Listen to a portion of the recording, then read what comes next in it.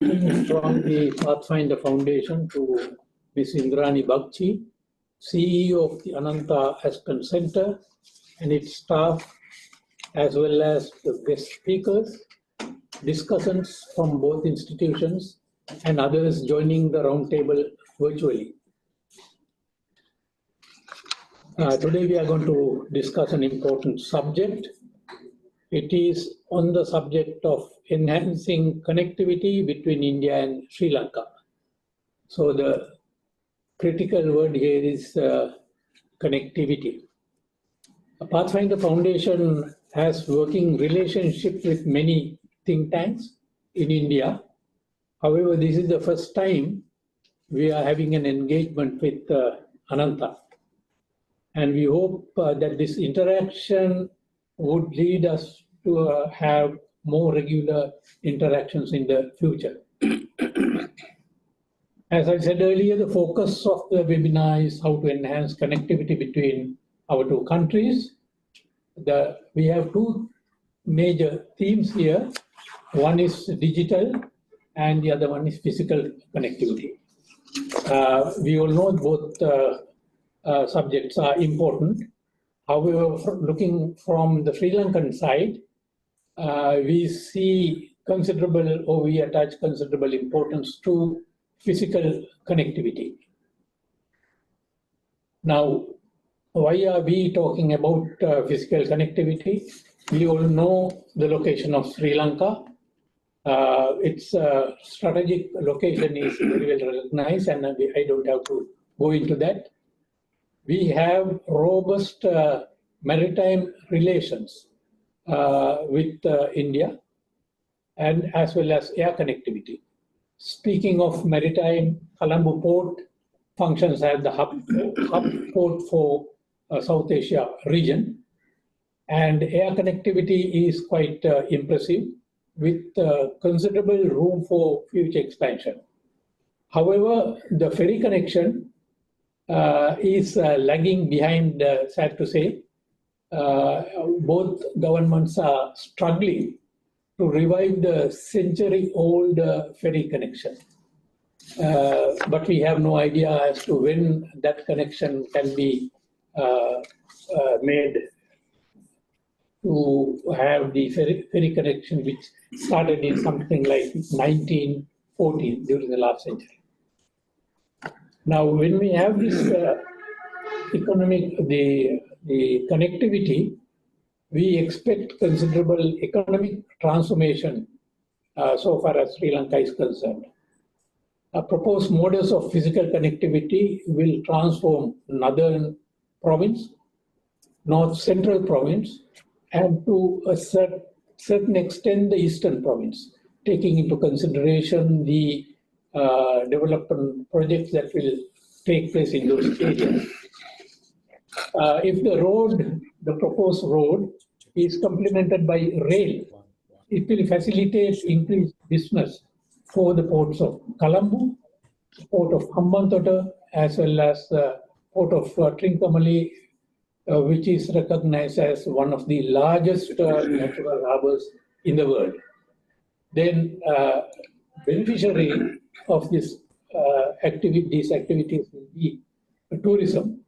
We have considerable tourism both ways, from Sri Lanka to India as well as India to Sri Lanka, and we expect the tourist traffic will increase, and that will also help people-to-people relations between the two countries. Now, this is the positive side of the enterprise what we are talking about. That we have also to recognize that there are a lot of challenges starting from or due to the asymmetric relationship between Sri Lanka and India, taking into consideration the size of the population, the geographical size, economy, which all differ vastly between the two countries. Then Sri Lankan side, we will have to battle another big problem. That is the island mentality of Sri Lankans. We have been separated from India for over 2 millennia. and thinking of having land connectivity, despite the fact that we have maritime connectivity, we have air connectivity. When it comes to land connectivity, it touches the very sensitive nerve of Sri Lanka. This is not abnormal. If you go back to the 1970s, you will remember how United Kingdom or England was fighting against building of the Channel Tunnel. And a lot of people used to say, over our dead bodies, we will never allow ourselves to be connected to Europe. So that is what I say, island mentality. We will have to overcome that to address that particular situation. Then, in addition to that, we have a lot of historical as well as contemporary baggage. I don't want to go into detail. We all know what these are. Sri Lankans have that disadvantage as well. Then we also have the fear of being overwhelmed by India. Take, for example, the free trade agreement. I think the first in South Asia that was signed in 1998. And then, since then, we have hit a brick wall. We have not been able to progress despite much work, effort taken by both sides. We hope that obstacle will be removed in the near future. But this fear of being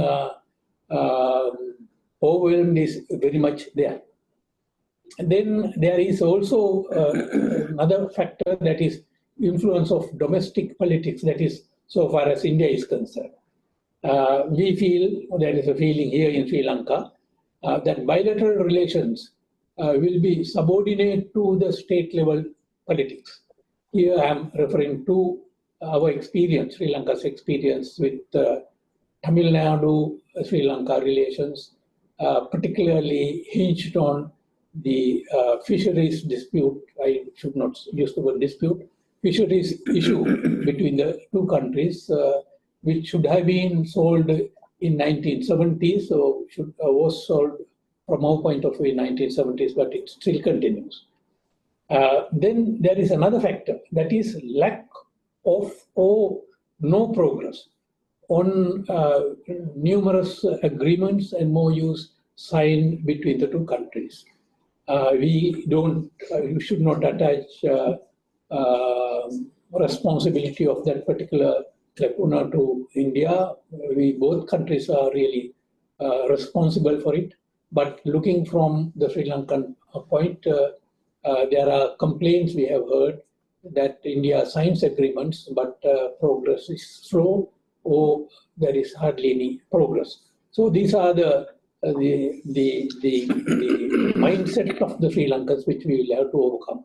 Then, of course, lately we also come across of another issue, somewhat of a resentment towards India, due to the fact that there are references coming from India that India expects India should be the first stop for anything what Sri Lanka needs. Don't go anywhere else. First come to India, and if you fail, you can go out. And there is a school of thought who thinks that Sri Lanka should have the freedom to go wherever it wants to go in seek of whatever needs they have. Not only it should not be limited to, or the first stop should not be India. So these are the issues what we have, but then from the Sri Lankan point of view, we need to realize several things. First thing is the world is transforming exponentially. Sri Lanka can live in idyllic kind of isolation. Meanwhile, everything around us will change. This we will have to understand and remedy. Then, to address these situations, Sri Lankan should learn to think out of box, not live in the past. If I may dare to say, not even the present, but think about 50 years ahead. then we have to recognize that India is economy is galloping fast. Sri Lanka could make progress by integrating our economy to India's. Then the word integrating also touches a raw nerve here in Sri Lanka, but for lack of any other language, I use the word integrating. If we don't do that, Sri Lanka will remain a bystander with $12 billion export economy as we have now. So we should try to avoid that kind of situation. There will be a plethora of dissenting views with regard to the road connectivity, rail connectivity, grid, multi-product pipeline, revival of Trincomalee tank complex, so and so forth. Such reactions are inevitable, but we should not be discussed. Finally, we need to engage in a public awareness program, facilitating discussion and debate. More programs like that, what we are having today, will help the disseminating process. I think we should think of that as one of the solutions to address various kind of challenges we may face as we go along on this endeavor that is connecting physical connectivity between Sri Lanka and India. With that, I will stop. I have already exceeded the time given to me. I would like to invite Ms. Indrani Bagchi, CEO of Ananta Aspen Center, to take the floor now. Thank you. Thank you, Ambassador Bernard, and thank you to everybody from the Pathfinder team. Special thanks to Ambassador Milinda Moragoda, with whom I had a first conversation on a dialogue that we could do about over a year ago. And I'm really pleased that we can be doing this today. We've started modestly by doing an online webinar, and I'm hoping that sooner rather than later we can take this to the physical domain, and we can have conversations in each other's countries. As for the topics today, I think these have been very carefully chosen. Connectivity is something that is very important, is a big part of Indian foreign policy, both in the neighborhood and outside. Certainly in the neighborhood, the element of physical connectivity comes in as apart from digital connectivity. We are looking at a transformation of both the Indian foreign policy, but also of the world. And certainly the last few years has taught us the power of digital public infrastructure, both as a tool for development, as a tool for technological leapfrogging, and as a tool for foreign policy. And I think that's something that we can reasonably hope to connect Sri Lanka with. As Ambassador Bernard just said, the word integration is sensitive to Sri Lanka. Maybe to sort of as a nod to the world today, we can say that Sri Lanka can log in to the Indian economy or to Indian technological prowess and make that part of her own developmental progress. We do have history, as we do with pretty much every neighbor in this area, and we will continue to have history. We will continue to have the smaller countries like Sri Lanka being more sensitive to their space as opposed to this large giant that we must appear to everybody. And for India, I would say that we also need to be a lot more sensitive to be aware of where Sri Lanka is coming from for a lot of these areas. I'm really glad we will be touching on both areas of connectivity, physical and digital. And with that, let me start the first session on digital public infrastructure. And may I turn it over to our moderator, Promit Palchaudhary. Thank you very much. Thank you. So we will be talking about digital public infrastructure. One of the things that in the run-up to the G20 summit that India hosted last year, India consulted about 120 countries around the world, and I believe Sri Lanka was one of them. And one of the things we noticed, or one of the things Indian diplomats and officials realized, was a lot of these countries, especially in what is now renamed the Global South, the combination of both developing or overall developing countries and now so-called emerging economies, basically said that, look, we recognize there's a new revolution in the world economy, whether it's green technology, the digital revolution, and we don't want to be left behind. We don't want to. We're already behind in some ways. We don't want to be caught out on this next series of new technologies. But we're also conscious that given what I call great power rivalry, particularly between the United States and China, we also don't want to get caught up in that either. And in the case of digital public infrastructure, this was particularly acute because what type of technologies you use, the standards you adopted, were you going to use Huawei or were you going to use Ericsson for your routers? Were you going to use, which chips were you going to use for your data centers and so on? All had a geopolitical element to it. And so one of the things they did ask many of these governments is, does India have a third solution? Do you have something that can help us on this? And one thing India, I think, can claim to have accomplished in the past 10 years has been a remarkable rollout of digital services, accomplishments in fintech, biometric identification, and the creation of really one of the world's most advanced digital infrastructures at very low cost. And India was prepared to provide to support the idea of spreading this without it necessarily having to be tied to India in any specific way. And we have four panelists to talk about both the Indian and the Sri Lankan perspectives on this. And I will introduce each of them as they begin to speak. I will start, however, with Rudra Chaudhary, Director of Carnegie India. Over to you, Rudra. Thanks, Pramit, to the Pathfinder Foundation, and Ananta, thank you so much for inviting me. I have 7 minutes. I'll make 4 points and then kind of expand in Q&A. So as Pramit said, just a little bit of context is DPI is not new. The G20 didn't create DPI. The story goes back to the early part of the century. If you look at Europe, Estonia had legislation on DPI as early as 2002, 2003. In fact, in the 1990s as well.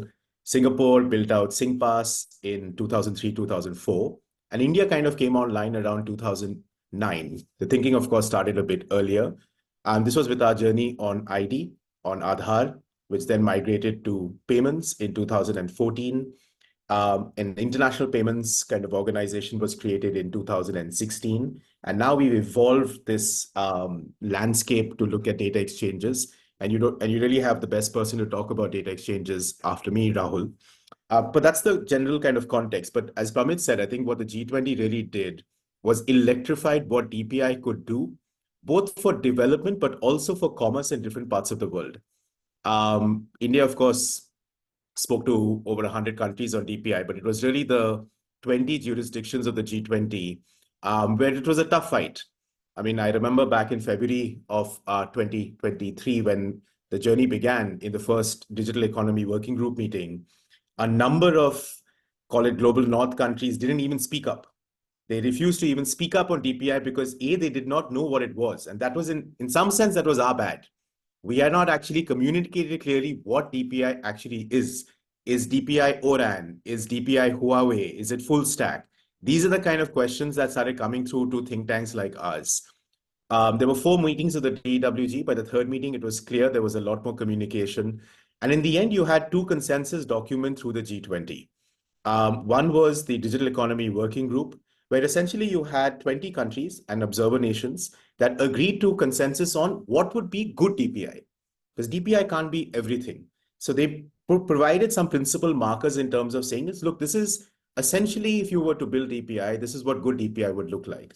The second was a document produced by the task force under the finance ministry, and Rahul was part of that kind of task force. I think he still is, which created another consensus document, which was in fact a lot more elaborate. So you had an agreement in general. So what the G20 did was, apart from the agreement itself, people in America, USAID, FCDO, GIZ in Germany, woke up and said, okay, there's this thing called DPI and it's transformational. What does it do? It essentially leapfrogs development, right? So the Indian case is pretty clear. What we've managed to do in about 10 or 14 years, you ordinarily would take about 30 to 40 years to accomplish in terms of bringing people online, in terms of banking, formal economy, and so on and so forth. And the statistics are pretty clear here.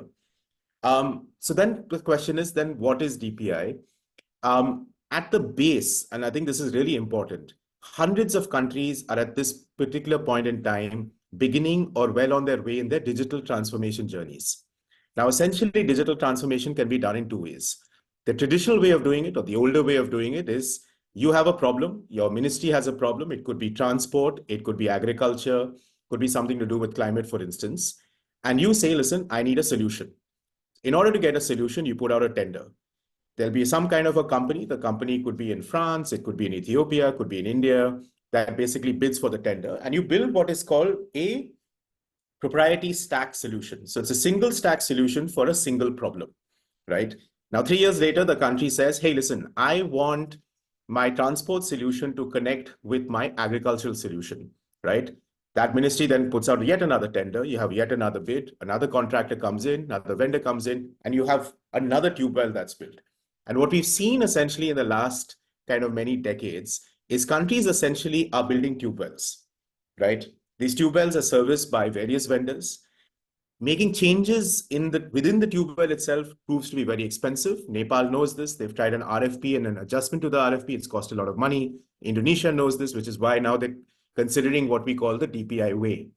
Essentially, what DPI does is saying is that, listen, you don't need the tube wells, right? This doesn't mean that you don't need the private sector. You need the private sector, but you don't need the tube wells.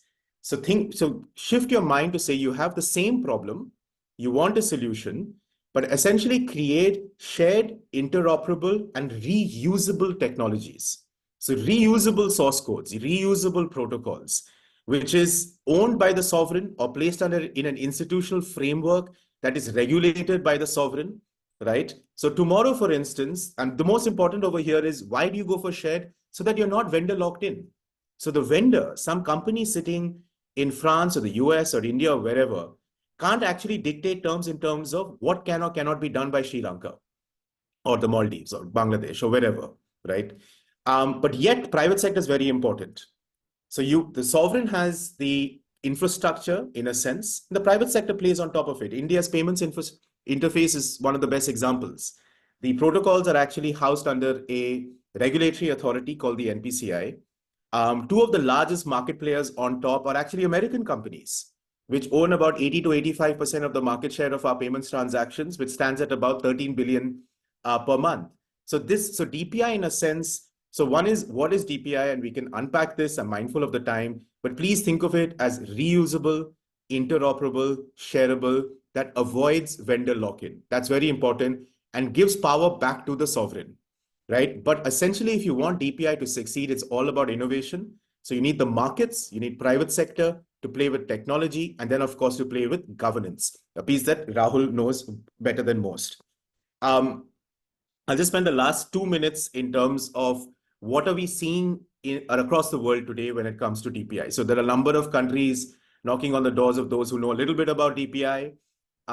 We're seeing three groups of people really electrified. One is countries where the demand is coming from. So these could be big ocean states. There are a lot of countries under the population of, say, 2 to 3 million that want some kind of digital transformation. It could be to hand electronically monies out to its citizens, subsidies. It would be for a variety of reasons. For these countries, essentially, and this is important, it's not necessary to start with ID. That was India's journey. We started with ID, we went to payments, then we went to data exchange. You don't need to follow that sequence in itself, right? If you want, so the essence is, you tell us what the problem is, And then there are solutions and what you call open source asset holders in India that will help you with the diagnosis in themselves. What we're seeing is a huge demand, but what we're also seeing is there is a need for speed, right? So there are two essential ways within DPI if you want to build out. One is what you would call the traditional procurement route. So that's a country says, hey, listen, I want everything customized down to the last T on my land. I want my data centers. I want my network switches. I want to control the data. I want to build out this infrastructure from bottom up. I don't have what it takes within the country, so I procure from outside. My understanding, and for good reason, many countries want this for sovereign reasons. Sri Lanka has gone down the procurement route when it comes to ID. But our experience with procurement is that it's full of frictions. Ordinarily, it will take about 2 to 3 years. There are problems with RFPs, with tenders, with terms of reference. I would just encourage our friends in Sri Lanka, apart from ID is a journey that you've already begun. Think of an alternative. Today, technology has innovated. Many countries are beginning to consider what's called a cloud-based solution for DPI, which is perhaps more subscribable. It's less customizable, but it's more rapidly deployable. So when you're looking at credentials, for instance, you want formal credentialing of your documents in Sri Lanka, I would say look at alternative sources. Some of these are being tested in places like Trinidad and Tobago, in Malawi. And our sense is that's what's going to scale to about 40, 50 different countries over the next 5 years. So sorry, that's a lot to pack in, but let me stop there. Thanks, Rudra. I'll now turn to Mahesh Pereira, CEO of the Information and Communication Technology Agency of the Sri Lankan government. Yeah, good morning, everyone. Thank you for having me here. And I would like to touch upon the importance of DPI and its adaptability in Sri Lankan context. So I would touch upon the previous presenter talk about more about DPI. And I also would like to share with you a few perspectives about our understanding about DPI and why DPI is so crucial in Sri Lanka at this stage. And so how we could adopt DPI in Sri Lanka. So those are the 3 key points that I would like to touch upon during this 5 to 6 minutes. And first of all, I must thank the Government of India and the Center for DPI and those who passionately work on this DPI approach. And I mean, they are the one who documented and promote this approach. I strongly believe DPI is the only way to do national digital transformation. So for me, DPI is quite foundational. DPI is, I believe, is the magic behind the Indian digital revolution. And I believe it's the only way to make this national digital transformation, as I mentioned earlier.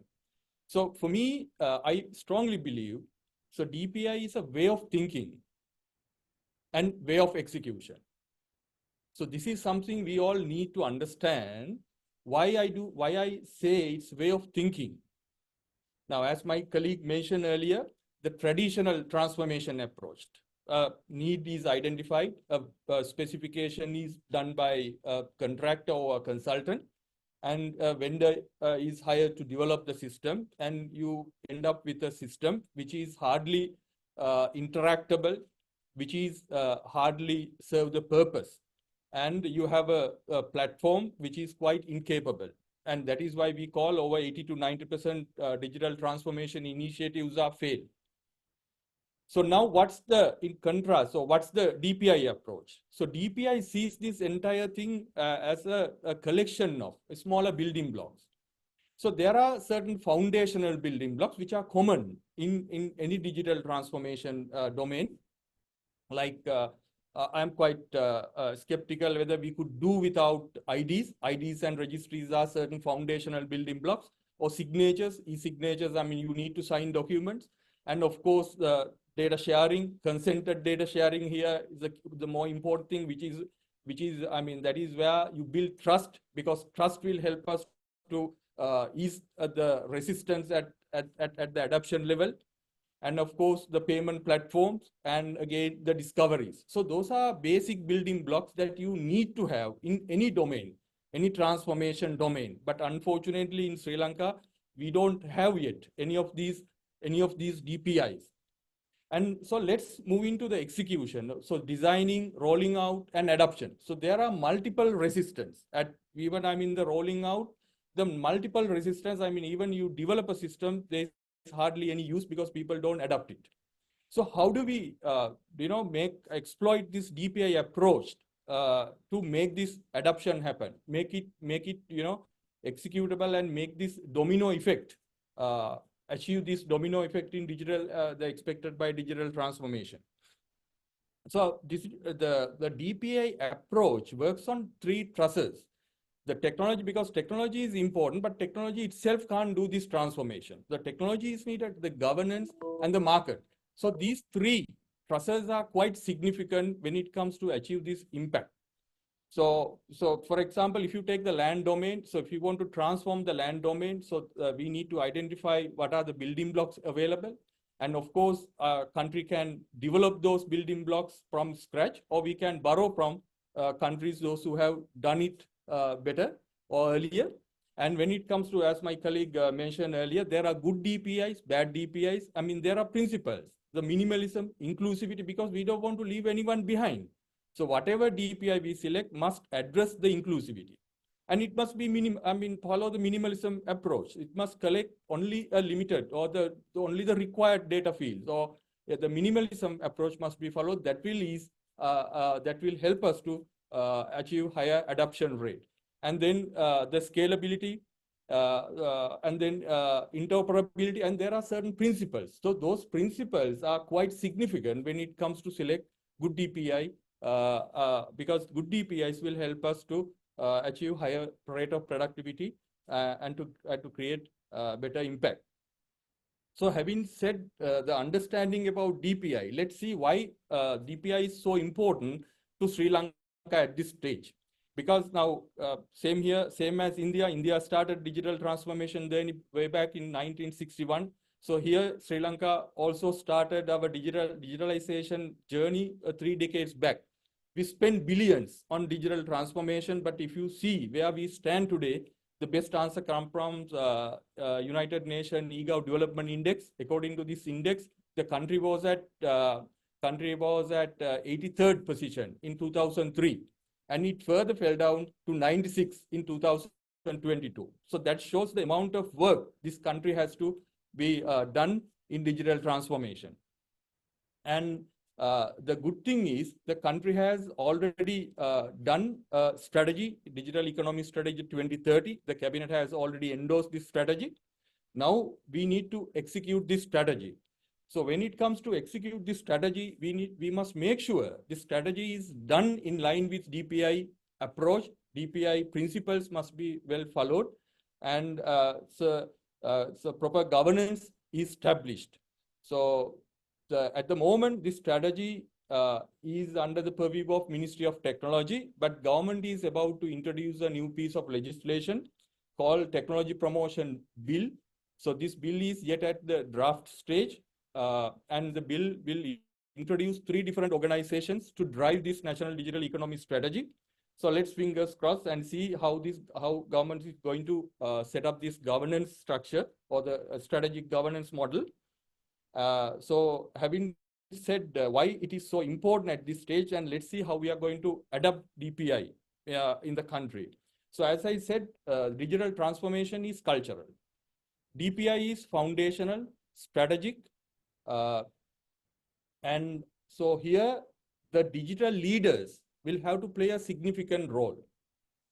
So as a practitioner in this country for the last 30 years, I have seen a huge vacuum in digital leadership. So from politician to bureaucrats to technocrat, there's a huge leadership vacuum in digital arena. So we need to fill this DPI compatible digital vacuum in the country. So for which we need more and more similar conversation, brainstorming sessions, awareness practices are really required. So without filling this vacuum, DPI compatible digital leadership is a prerequisite to achieve digital economy strategy expected outcome. So I am quite optimistic that having the right digital DPI compatible digital leadership and market ecosystem, market must be quite confident that DPI will really help them to achieve their market objectives. So these two segments, those two layers, the DPI compatible leadership as well as DPI compatible market layer or market ecosystems is really important to achieve or to achieve digital economy impact in Sri Lanka. So thank you. Thank you. I now turn to Rahul Matan, partner at Trilegal, one of our country's leading experts on governance and regulation regarding digital public infrastructure. Thanks, Pramit, and it's great to be here. Thank you, Rudy and Mahesh, for sort of setting the stage, as it were. I feel I have two-thirds of my talk taken away from me because Rudy spoke about just the need to think carefully around the market's approach to digital transformation. I think Mahesh mentioned the three trusses, which is technology, markets, and governance. I wanted to talk about all three, but that leaves me more time to talk about my pet subject, which is governance.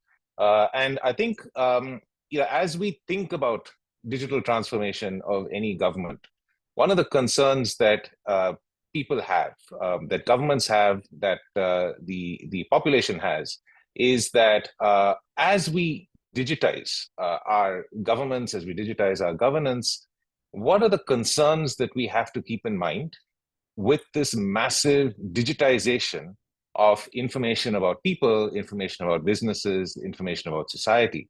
And there are risks around it. And if you think through the history of digitization around the world, there are basically two approaches.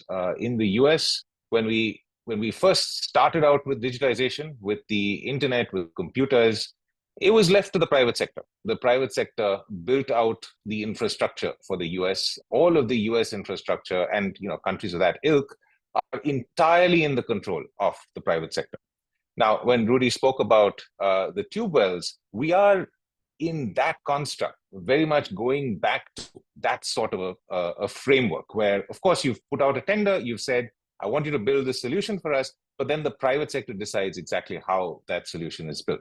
And we all know the challenges with the US model of data governance. We've seen, what's happened with Cambridge Analytica. We've seen, all the other incidents that have been in the press. And so there has been a reaction to that sort of an approach, where countries, and that's been led by Europe, has written strong regulations. The strongest regulation, of course, is GDPR, which is the data protection regulation. And you can see how that sort of a regulatory framework plays into this fear of, what happens when corporations control so much of our personal data, have such deep insights into our personal lives and our private lives. And then, of course, Europe has got a whole digital strategy. They've got the Digital Markets Act, the Digital Services Act, they've got the AI Act, the Data Governance Act, the Data Act. So in Europe, the approach to data governance is really create this panoply of regulation. But we found that even the European approach doesn't really work, because regulation in the technology sphere always lags behind technology development, sometimes by as much as a year, which means that if there is a new evolution in artificial intelligence, as there was a couple of years ago with generative AI, it took a full year for EU to come up with a new AI regulatory approach with the AI Act, which has only just been published officially and is still not sort of coming into force for some time. So you see that even the regulatory approach, where essentially you don't leave the regulation in the hands of the private sector, but you force the private sector, in a sense, to comply with rules that the government puts out, takes some time. And in that time, harms happen. And so, as much as we think about DPI as a new way to do digital transformation, and I completely endorse the points made by both Rudra as well as Mahesh before, that this is the better way to do it, because it is reusable, it is shareable, costs are low, you're not dependent on vendors for each solution. Instead, you can have these interoperable solutions. All of this is good. And all of this is really, these are all really important reasons to adopt DPI as the way to do digital transformation. But I'm here to say that in addition to all of this, DPI is also a new way to do data governance. And that's because DPI, the entire DPI approach, allows us to embed within the infrastructure, within the technology infrastructure that the market players actually operate on, that the regulators actually regulate. We can embed into that infrastructure strong governance principles that embed privacy and data protection directly into the code, so that if you are participating on a digital public infrastructure, that you are actually, just by virtue of the fact that you are participating, complying with the principles that Mahesh mentioned about data minimization, which is a core principle of GDPR, has been a core principle of data protection since PIPs and various other, almost all data protection laws in the world have those principles, but also the principle of notice and consent, the principle of data retention. All of these principles can actually be embedded directly into the infrastructure, which allows countries to assure their population with some confidence that these principles are not going to be hijacked, that both the government as well as the private sector players that participate on this infrastructure will comply with those principles. It's also important to do things with the design of your digital public infrastructure that can enhance this. One of those examples is design your digital public infrastructure with federated data and federated storage in mind. What does this mean? When we think about digital public infrastructure, digital transformation, the first thing that comes to our mind is that all the data that is being generated by all these various digital systems are going to be aggregated into a central place. And if they're aggregated into a central place, it is of deep concern, because data which is concentrated in one location, there is a threat of breach and all of those concerns could exist. But also there is a risk that could become a honeypot, a source of surveillance and all of these sorts of concerning things. But DPI is designed such that it can be federated, so that data can be federated, which means you keep the data at the edge and you can build strong pipes to collect that data or process the data only when you need it, just in time. Now, these are the sorts of principles that, there's a whole string of these principles. The idea of using protocols and not platforms. The concern with platforms is we've seen all these big platforms. Amazon is the platform through which commerce happens. Uber is the platform through which ride-hailing happens. And you see that there are various monopolistic effects. There are benefits, network effects that unlock great value, but there are also monopolistic effects that governments can't control.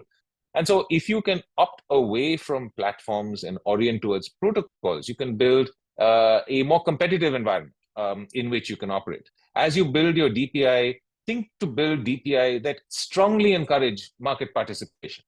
Don't allow just one participant to operate in your payments ecosystem. Ensure that the systems are interoperable such that multiple participants can participate in the ecosystem. When multiple participants are participating on an ecosystem that you govern and you control as the state and as the sovereign, you will see that market forces that these competitive players are subject to will actually improve the quality of services for the people of the country. Because as competitive market players on a platform that ensures equality and fairness, compete with each other to provide better services, the only people that benefit are really the consumers, the population of the country. So I can go on because I have literally written a book on all the data governance principles of digital public infrastructure.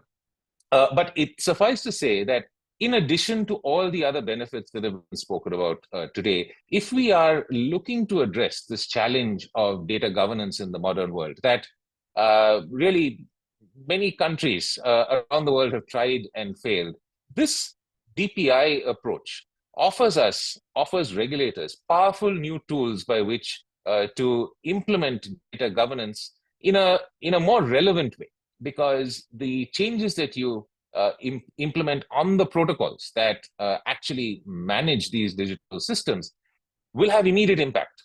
If you change the way in which a particular DPI protocol is to work, it will come into effect tomorrow. We don't have to wait for a year for the law to get enacted. We don't have to wait for another year for it to be implemented. It will happen tomorrow, which allows us real strong tools by which to implement all our objectives of data governance and to implement it in a manner that is actually real to the people. So I would say that we, in addition to all the other things in relation to DPI, should also consider this. I wanted to also touch on the point that Mahesh made about capacity. There's no getting away from the fact that any digital transformation requires capacity. It's a fact that not every country has that capacity. And so when we think about what is the appropriate amount of capacity that we need in order to do digital transformation, it will vary depending on the type of DPI deployment that you use. And Rudy mentioned this whole concept of DPI as a package service, the idea that we can actually deploy very quickly these sorts of digital solutions. I think that as we think about capacity, we should optimize for the type of DPI that we're using. The DAS model of DPI deployment actually requires much less capacity. It requires certainly that the regulatory framework needs to increase its understanding of how these DPI tools can be used. And I think that would really serve them well because, as I said, it is a tool for governance. So if you know how to use these DPI, you can actually do better governance. But you don't need to know to code. You don't need to know how to, really be a programmer, someone who builds large data centers, because the DAS model will take care of all of that. And so I think that as Sri Lanka thinks about DPI, there are now many options available. And as you skill up your people, there are many ways in which you can skill them up. And I think that that is really the conversation that we should be having now. India started this journey 15 years ago. There is no need for any country to follow India exactly in its footsteps, because that is what was required 15 years ago. Today, we have many more options. We have much more learning. And India and CDPI and all of our organizations stand ready and willing to assist in trying to formulate these DPI solutions for the new world. I'll stop there. Happy to take questions in the Q&A. Yes, and regarding questions, everybody, please, if you can, drop your questions in the chat or go to reactions and mark the raise your hand icon. Now I turn to Dr. Rohan Samarajiva of Learn Asia, which is a key digital policy institute in Sri Lanka. Thank you very much. When I was thinking about this presentation, I thought about the topic that had been given, which was digitalization for enhanced connectivity, DPI for a connected future. Everybody's been talking about DPI, but I mean, conceptually, you could have DPI islands. So you could have a DPI set up in Sri Lanka, and then you could have another DPI set up in India. And that doesn't necessarily have to be a lot of intercommunication between them. Some of the work that we are doing at this point is looking at cross-border data flows in the context of a piece of legislation that is supposed to come into effect in April of next year, the Personal Data Protection Act of Sri Lanka. And we are also looking at the Indian Digital Personal Data Protection Act, which has both these acts have been made law, but I think their activation is a little in the future. So in this context, I'm going to talk about two things. One is a situation where data is already flowing between the two countries because of the integration of the Indian UPI and the Lanka QR system. This happened a few months back. So the question we asked, myself and an Indian colleague, we actually went around testing it out, trying to buy stuff from her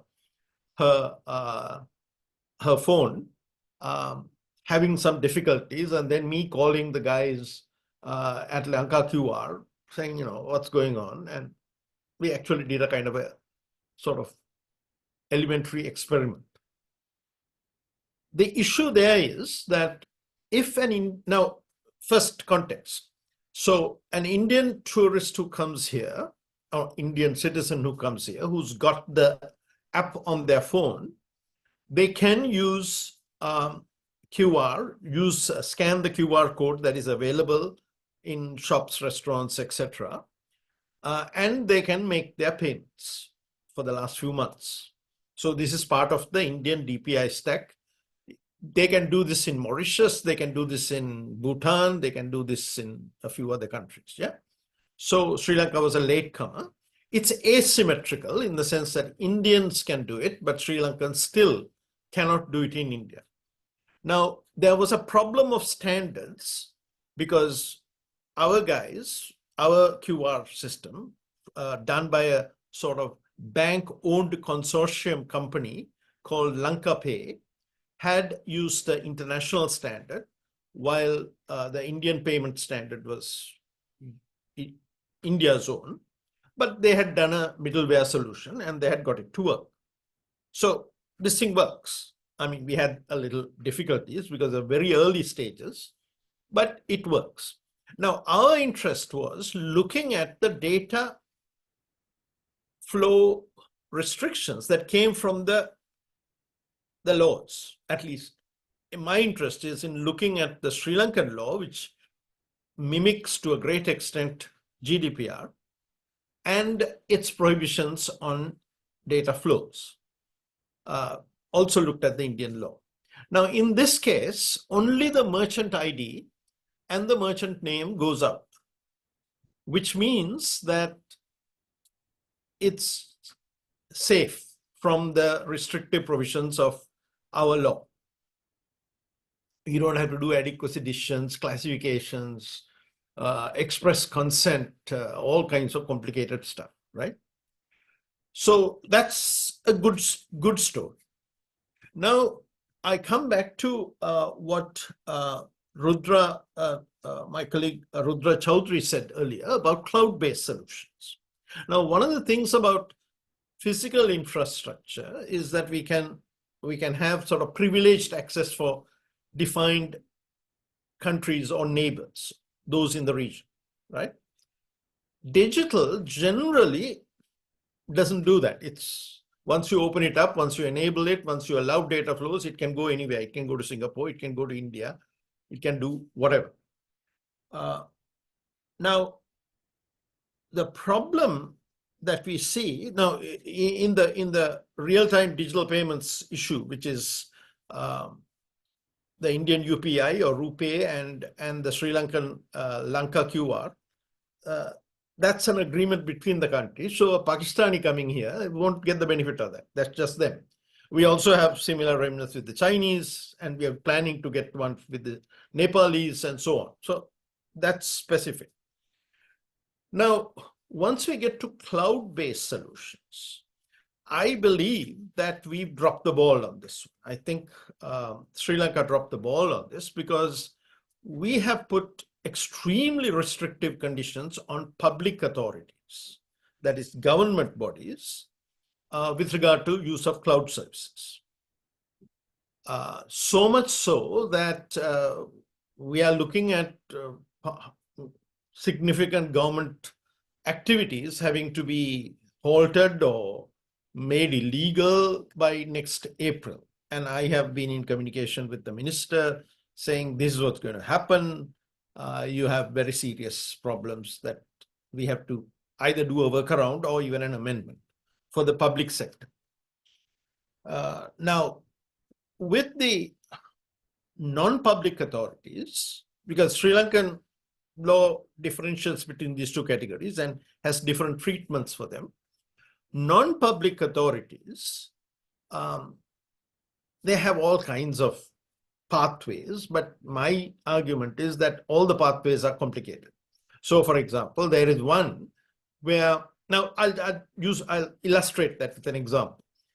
There are no modern, I think you understand that Sri Lanka considers the tourist industry to be very important, our hotels.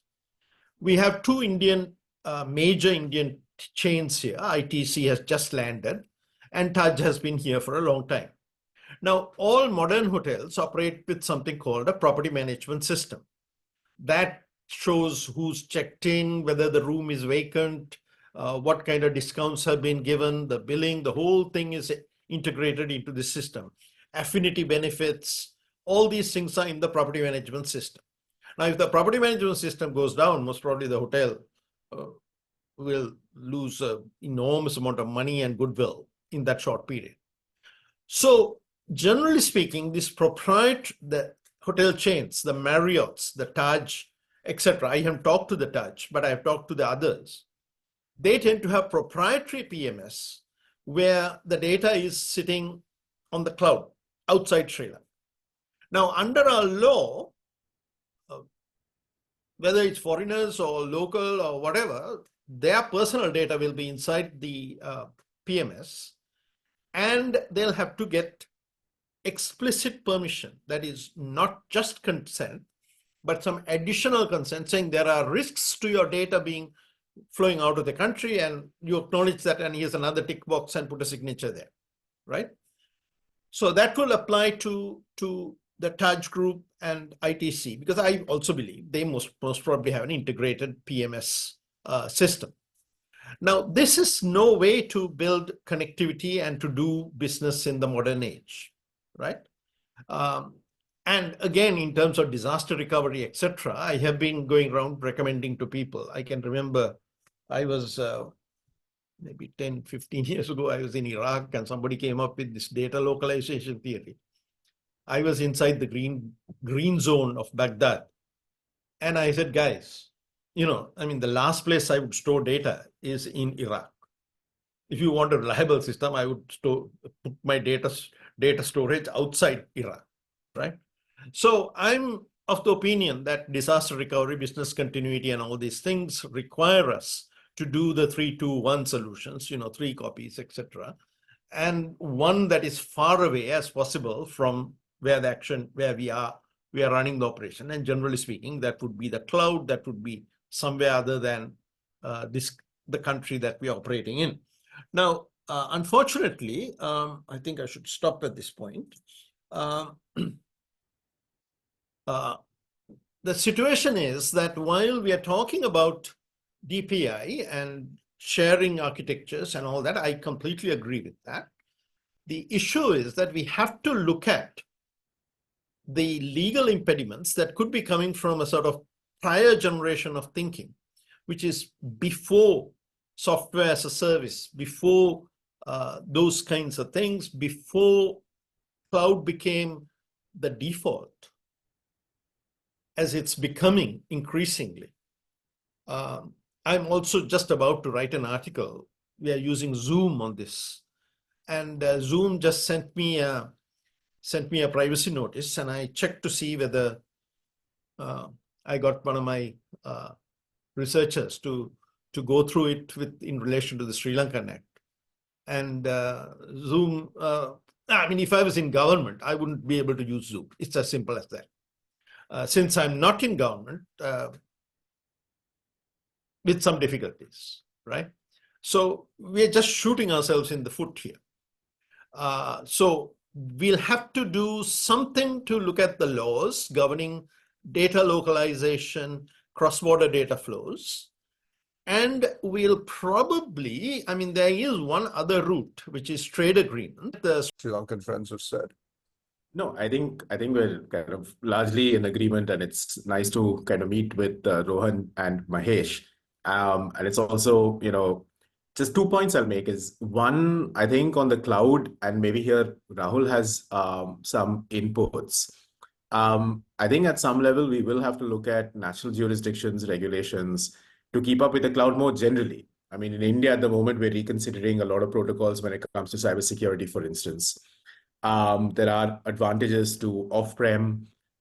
There are sovereign advantages to on-prem. And I should just say over here is that the future of DPIs, my sense is one way or the other, will be on the cloud, especially for countries that simply just don't have the capacity to even think of creating the RFPs for procurement, leave alone the procurement process itself, right? So usually if you look at countries of a population of less than, say, 2-3 million, or even population of, like, say, Nauru, of 25,000 people, right? The usual way of doing this is you get a grant from a country, or you get it from a transnational organization. You use a good portion of that grant to actually give it back to a consult firm, who will then write an RFP for you, which will be designed around procurement, so on both ends, you're vendor locked almost, right? So I think the DPI way kind of opens kind of many of those kind of opportunities, but I think we'll have to look at templatized ways in which national regulation can also kind of support and be innovative enough to adapt with cloud-based solutions. So I don't know, Rahul, I mean, you deal with a whole range of countries now. You're also helping with various agreements, etc. If you have any nuggets, for instance, in terms of how do countries like Sri Lanka kind of go the DAS model? Yeah, no, look, interesting point. And I think as we think through this DPI approach, I think the point that Rohan made is actually quite relevant, in that we've got a legacy framework.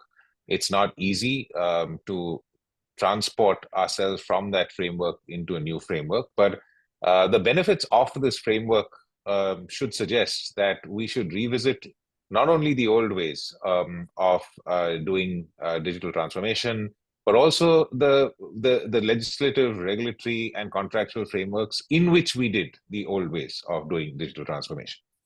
And having done some of these revised legal frameworks, it's not that hard. But I think it's important to recognize that it's different, because if we transpose some of the old frameworks, the liability frameworks, just the processes in procurement that we followed for decades, quite frankly, it's not going to work in this new approach. And so we really do need to think, in a sense, from first principles in order to do that. I saw a question in the chat around to have DPI laws integrated like FTAs. And I know that Ron made a few points around just the cross-border working of DPIs. I sympathize with all of those things. It's actually extraordinarily difficult to get DPIs to work cross-border. And I think that the Bank for International Settlements is trying a very interesting model with Nexus, where they're looking to create a sort of an ASEAN bridge for payment systems. We may have to do things like that. But to answer this specific question, to me, I think that DPI first needs to be built within countries, because I think there's extraordinary power that can be unlocked when you've got a full stack of DPI solutions working in the country. So quite frankly, in the work that I'm doing, I'm less interested in building the cross-border bridge at the first stage. I think the countries need to unlock the power of DPI within their ecosystem as the first step. And after we do that, if the DPI have been built using this idea, this DPI approach of shared reusable protocols, it actually will become easier to do some of the cross-border linkages. And I think the points made with regard to the payment system is very valid. I think there are different protocols that are floating around, and if we don't have some sort of uniformity of protocols, we're going to have to interconnect using middleware.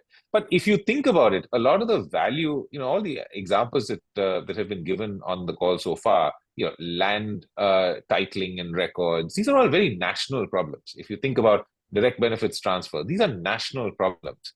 And so certainly we will unlock value in terms of tourism, in terms of other benefits when we unlock cross-border DPI operations. But the far greater value that we will unlock is nationally within the country. And so I think that at least since this whole thing is so new, our initial effort should be focused on trying to unlock the value of DPI within the country. And then hopefully do it in accordance with these protocols and principles. that will make it easier than it currently is to do DPI across borders. I see Dr. Samarajiva wants to have a response. You're on mute. The modularity that is afforded by the DPI will allow us to do various things with land and such things. The issue that I was getting at was because of the title, I was looking at connectivity and saying, what does connectivity mean, rather than sort of sharing of architectures. When it comes to trade, when it comes to people movements, and when it comes to payments in particular, data will have to cross the lines. And right now we can say, we've been doing trade for time immemorial. People have been moving money between countries. And I think on the payment area, particularly in our conversations with the central bank and the financial regulators, they have specialized rules. The India also has got specialized rules about where it can be kept, how long it can be kept, copies have to be retained, so on and so forth. So I think I prefer the Indian approach, where the Indian DPDPA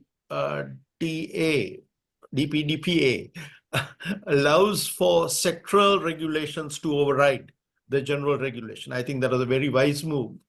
And I've actually recommended to the Sri Lankan government that we try to adopt that. The only problem I see with the Indian law is that there is sort of an arbitrary power given to the minister at any point to come and shut things down for any sector, which is quite, I think, creates unnecessary risk and uncertainty. But yeah, I would agree. I think we can do intra-country stuff, but with regard to payments, tourism, things like that, the two examples that I used, there is that inter-country aspect that will have to be addressed. Thanks. Okay, thank you. Nirupama Subramaniam wants to ask a question. Please go ahead. And after that, if Mr. Pereira would like to make a final concluding comment, we'll end the session. One question. Hi, thanks, Pramit. I'd like to address this question to the Sri Lankan panelists. I've been reading, since Professor Samarajiva was talking about the payments through UPI, I've been reading in the Sri Lankan media that, it is not benefiting local traders or local shop owners or boutiques or whatever, because the payments made through UPI by Indians or by Indian tourists or whoever, by Indians, do not transmit locally, but they are somehow retained in Indian currency, and therefore these people need to open a bank account in India. Is that right? No, absolutely not. Absolutely not. I don't know what the source of that information is. As I said, an Indian colleague and I kind of went through trying to buy soft drinks and order coffee and so on. There is a problem with regard to the small vendors in Sri Lanka, because unlike in India, we don't have enough people signed up for Lanka QR. It seems like in India, pretty much all the vendors are in the system. I think part of the thinking behind this was that you would sort of create an incentive to get the business of the Indian tourists. You put the QR sign at your counter. But there is absolutely no issue about an Indian account or anything like that. That's some misconception. And I don't know how to, if I know who the journalist is, I'll try to educate them on that. Or I can get them to talk to the people who know this subject. Oh, I just, before the Pathfinder Foundation, I see their hand is up. Yes, I just want to add one more point. I think this session has been truly educative and informative, though I'm not a subject specialist. What I found is different countries have different digitalization strategies. India has one, Sri Lanka has one. But when you look at the other regional grouping, like ASEAN and European Union, they have digital transformation strategies to harmonize rules and regulations. I think this is recognizing the fact today digital trade is expanding. According to UNCTAD study, about 25% of the world GDP. I think digital trade accounts for 25% of the GDP. In that context, we have this 6th BIMSTEC summit is coming. Is it not right, time is right for us to think of having a kind of a framework or a common strategy to harmonize these rules and regulations? And Professor Rohan Samarajiva mentioned about these various standards different countries added. So I just direct this question to any panelist. Thank you. Why don't I saw that Shubhamoy has also raised a question, and it's a very related one. Is it necessary to have cross DPI laws integrated into FTAs? Mr. Pereira, why don't you bring the session to a close with some responses perhaps to these issues? And anybody else who wants to make any comments, please put them in the chat. Yeah, thank you very much for giving the opportunity. Actually, I just need to answer the question for the last question. Now, digital economy strategy is the nation's strategy for national digital transformation. It talks all about empowerment, because you take citizen, you take the government, you take the businesses. They need desperately, these three segments in our society need empowerment. Now take citizen, if they need to get simple business registration, it takes 6 months. They need to visit multiple, multiple organizations for several times in order to get simple business registration. And even to amend this business registration, even you have it, you again need to take another 3 months to get this registration. And the government, again, government has same problem. So government is disconnected, the processes are not optimized, work in silos, the digital adoption is quite low. I mean, all these segments in our society need empowerment. So digitally empowerment is the key here. So that is what we are trying to do with this digital economy strategy.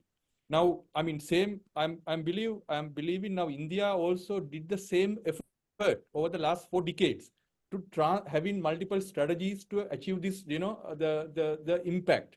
But we failed drastically until this DPI has given us the right way to do it. Now, DPI, as I said earlier, is foundational. I mean, you can't expect, magic from DPI, but we need to understand what's the purpose of DPI. DPI is foundational, and it's again, it's a building block, sort of a building block approach to build the transformational impact. And so that's why I mentioned, because now we need a DPI compatible leadership layer, because though the DAS model works perfectly, the DPI as a sort of a package, it may work, but the transformation is all about culture.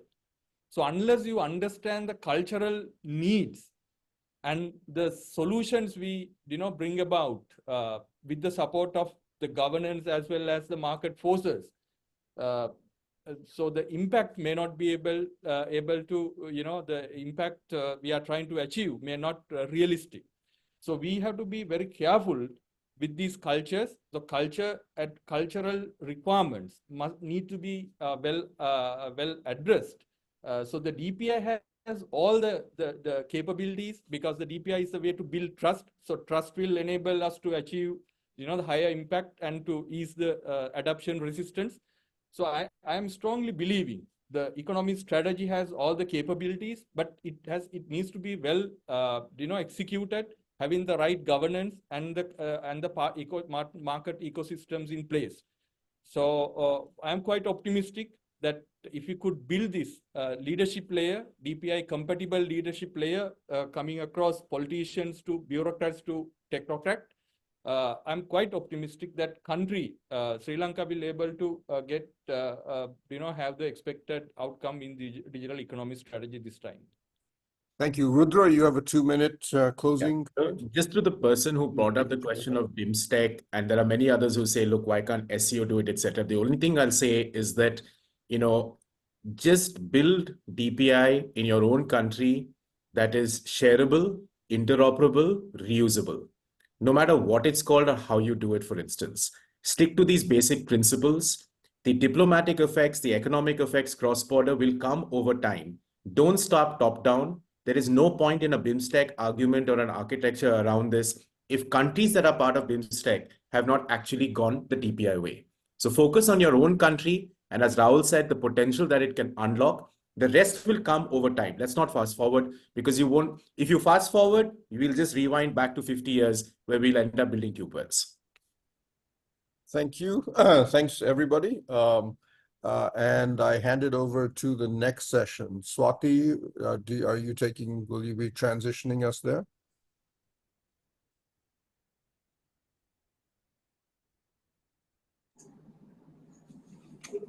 Hello. Good morning to everybody, distinguished speakers and participants. I think the second session of this roundtable discussion is focused on another important dimension of the connectivity, that is physical and maritime connectivity between the two countries. Today, by far, two countries maintain an excellent bilateral relationship in many fronts. The subject of physical connectivity has come to the forefront of the public debate among politicians, policymakers, and civil society. There are, of course, divergent views, historical perspective, economic perspective, and certain environmental perspective. One important view that I would like to emphasize is that transforming Sri Lanka, I'm just talking about the Sri Lankan perspective, into a logistic and energy hub for the region should be one of the development priority, in which well-managed physical maritime connectivity play a vital role. The idea of physical connectivity between the two countries are not new. There have been many initiatives, studies, and there are a number of ongoing projects. To delve on the subject, we have 4 veteran presenters, 2 speakers, and 2 discussants. I think given the limited time, we have initially allocated 40 minutes.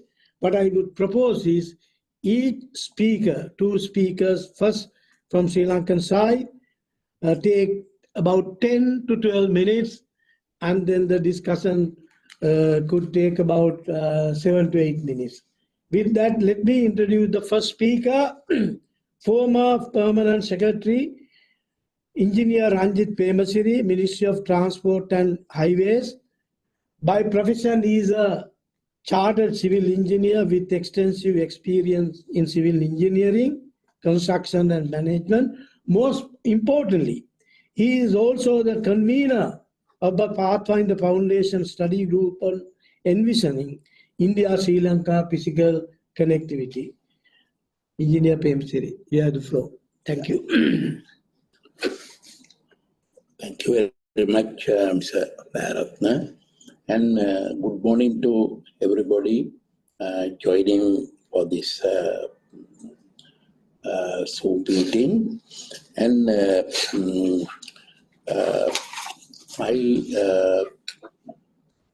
today actually I'm talking about the physical,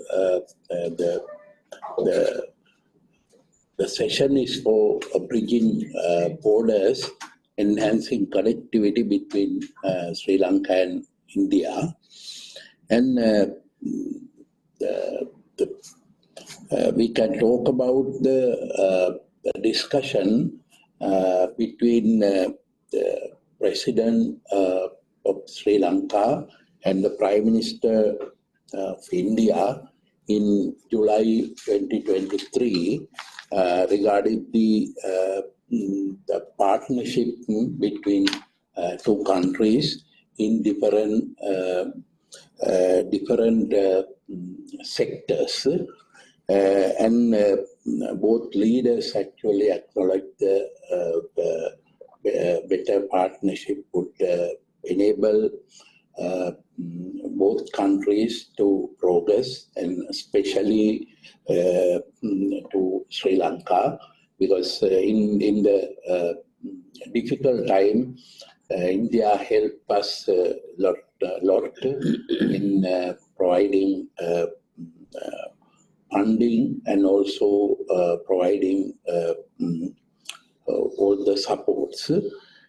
And then they discuss about the connectivity between the two countries in different sectors.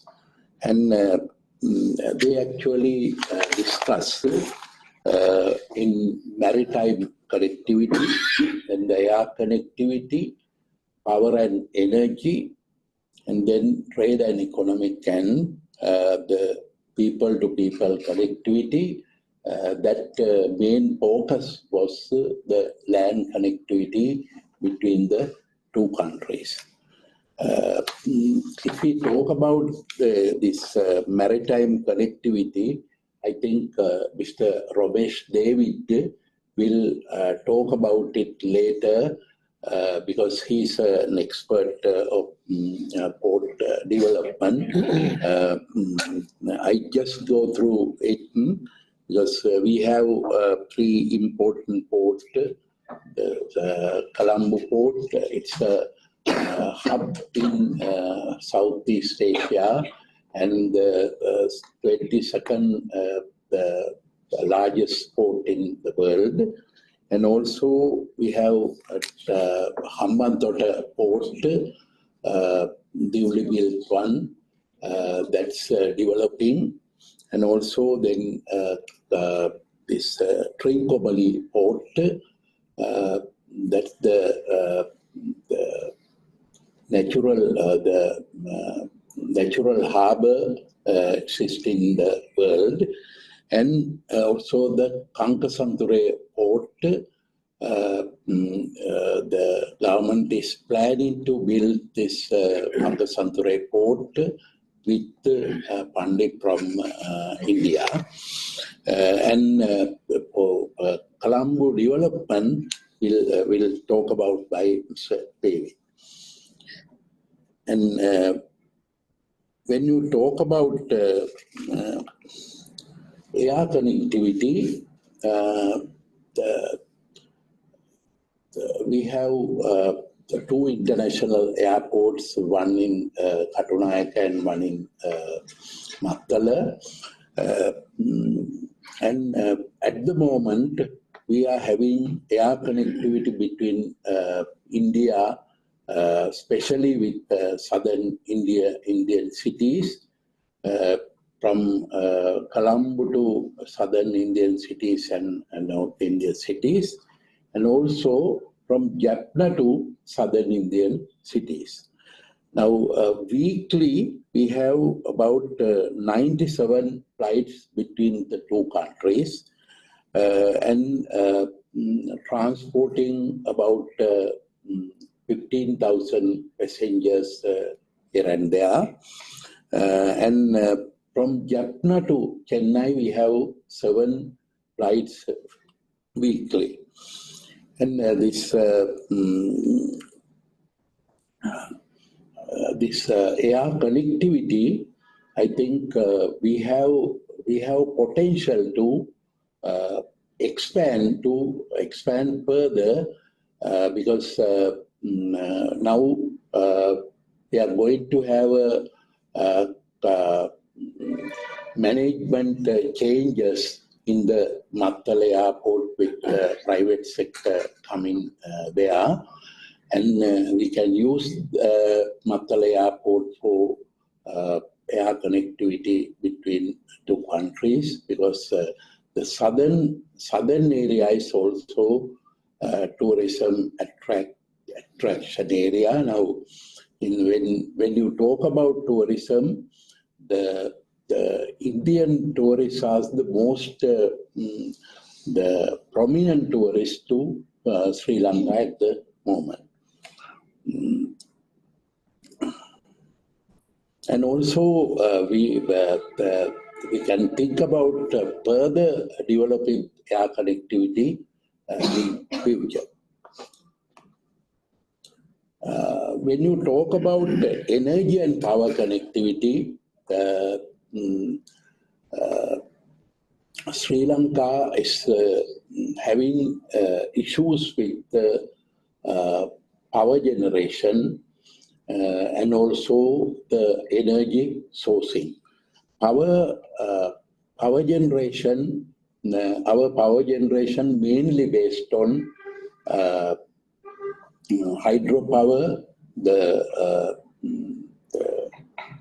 thermal power, and also this coal power. And the plan is to enhance our power generation towards renewable energy with wind power and solar power is to come to enhance our power generation system. And in this case, actually, we have a potential to generate more power with our geographical location and also the sources we have in the country. And for this one, the government is encouraging developing renewable energy sources with recently with Indian investments. And the plan at the moment, the Power and Energy Ministry have some plans to develop wind power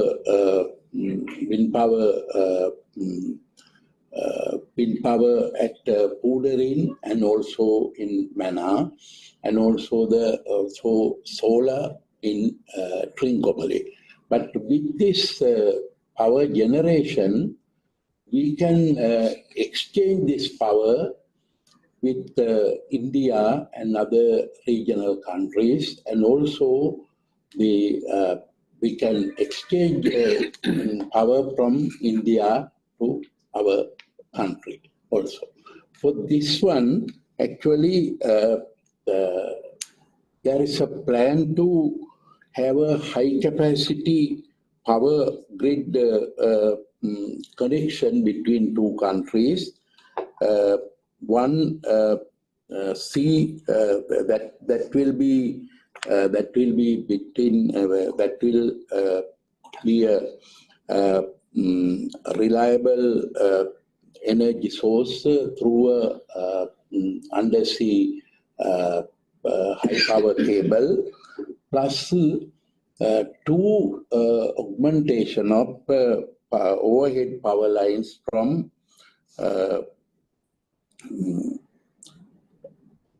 Madurai to India, and then from Vaunia to Habarana also. These are actually these power lines will connect power supply to both countries. And these power projects will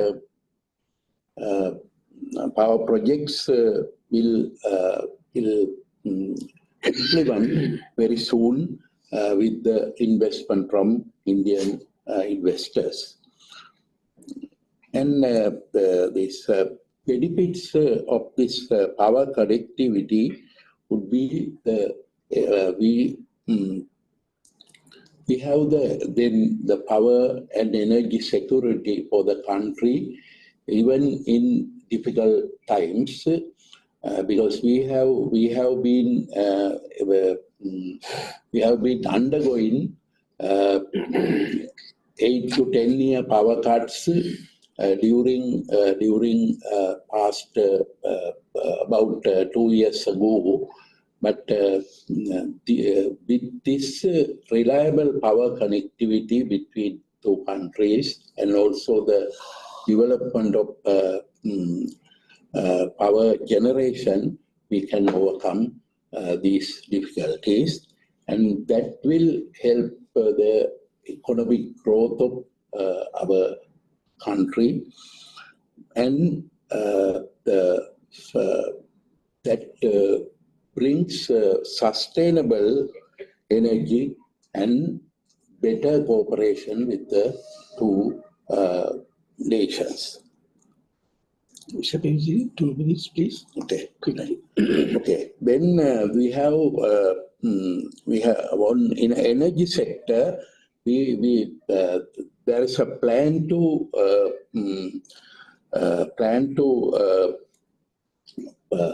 connect Sri Lanka with the energy multi-product pipeline to Sri Lanka, one to Muthurajawala and one to Trincomalee Port, to provide gasoline and gas, and also that will benefit the laying of fiber cable. And this my main focus is actually the land connectivity between the two countries. India and Sri Lanka had a long relationship from ancient times, and we heard that there was a connectivity between two countries during ancient times. We call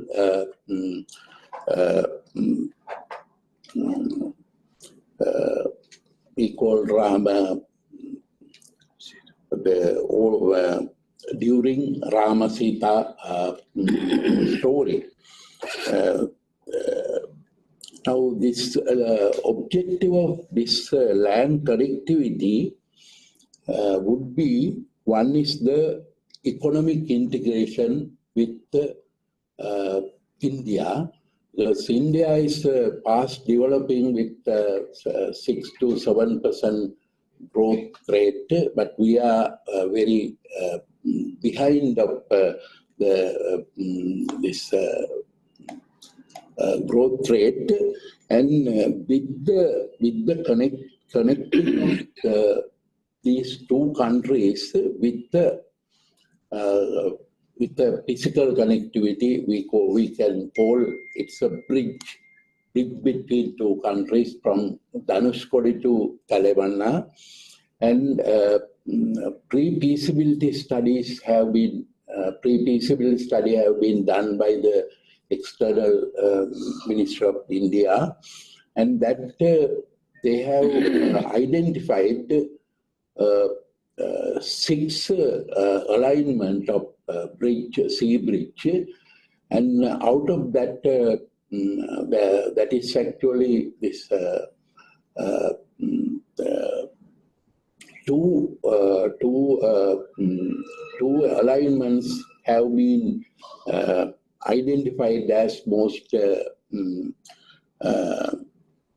suitable, and out of that, yeah. We conclude that we can have during the question and answer. Okay. I didn't because sorry.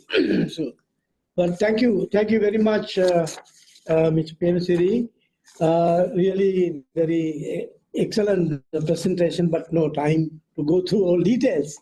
So let me introduce the next speaker, Mr. Ramesh David, CEO of the South Asia Gateway Terminal, Port of Colombo, and which is the first public-private partnership project in the port sector. I think to his name there are many affiliations to his profession. I am not going to go into all these details. Ramesh, could you just limit your presentation to 10? I know you have a few slides within 10 minutes. That would be greatly appreciated. Ramesh, over to you.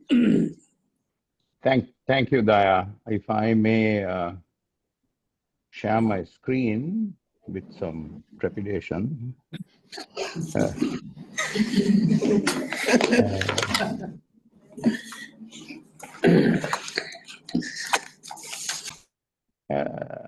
Okay.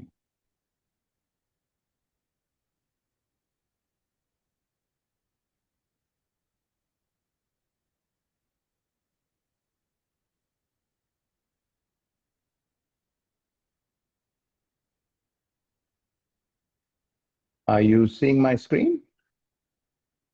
Yes. Yes. Okay, thank you, and good morning, everyone, and thank you to the Ananta Center and Ananta Aspen Center and Pathfinder for having me on. Let me very quickly, I think, to set the stage, have a quick glance at what maritime connectivity looks like, or maritime density of traffic. And if you see on the screen globally, the deepest red spots are connections or hubs or naturally occurring centers of maritime concentration. And if we zoom into the Asian region as a whole, we see that South Asia is one of those centers, similar to Singapore, where you see the Straits of Malacca, similar to the choke point that we see today in the Red Sea. And we are very much so as South Asia, as Colombo and South Asia in general, the southern tip of India. We are sitting smack bang on virtually astride the main sea route, and so are geographically a naturally occurring maritime point of confluence. Now, this has been used by Colombo, Sri Lanka, quite effectively since the early 1980s. To grow and build its container transshipment. But unfortunately, that growth has been limited to the port itself and has not really morphed into anything bigger than that or greater than that, as some of the other hubs around us have done, like Dubai and Singapore. So I think the point here is a lot of this growth has also been inhibited to a great extent to phobias on both sides of the Pork Strait. I think traditionally, and these go to the mindsets that Bernard referred to in his opening remarks, where there are a lot of inhibitions bordering on being phobic, both on the Indian side and on the Sri Lankan side. Sri Lanka is plagued by the island mentality and the fearfulness of the big neighbor. Whilst India have always been, Sri Lanka as a market has never been big enough, but this whole perceived reliance on Sri Lanka or Colombo as a transshipment hub has created this massive angst amongst, not only in the public sector, not only politically, but even amongst think tanks, amongst the policymakers, that this whole reliance on India's trade for the transshipment ports is a drawback and is a strategic weakness that needs fixing. Hence, this this dire urgency to create transshipment ports that are Indian. I think a lot of this stems from the misconception of this reliance. A transshipment port is essentially a factor of capacity, and transit and the port. And my submission has always been, and we do a lot of work in India and in Bangladesh particularly, because we are reliant. Sri Lanka is reliant on 60% of its cargo to come to and go from India, and this is really a function of capacity. And as far as looking at it from a pure transportation perspective, having an efficient outlet, Colombo is simply another outlet for India's trade. It really adds to its trade competitiveness rather than being a vulnerability in terms of not having its own deep water ports.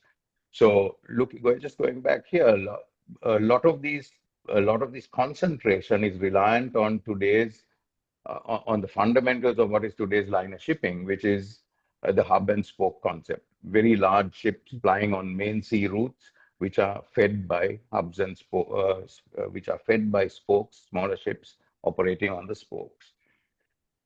Now, the capacity of these hubs have to be projected, and there is no reason why there can't be hubs in India, that is on the southern tip of India, places like Vizhinjam, places like Kerala, Cochin.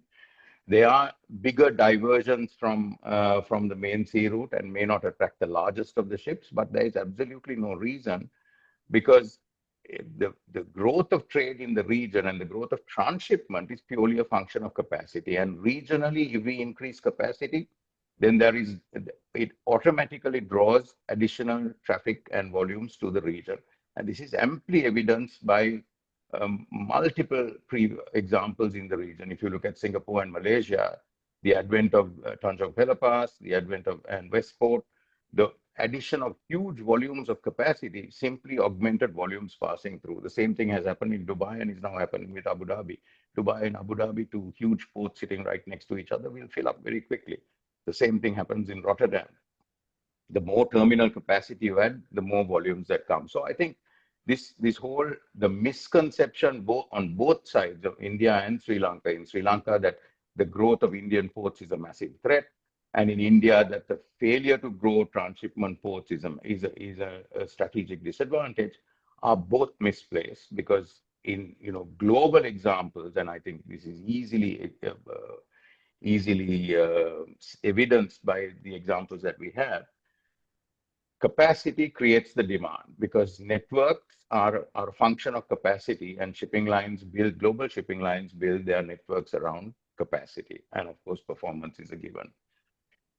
Capacity itself has to be created well ahead and projected well ahead in order to create that demand. And I think the great thing of Mr. Premasiri covered the road connectivity.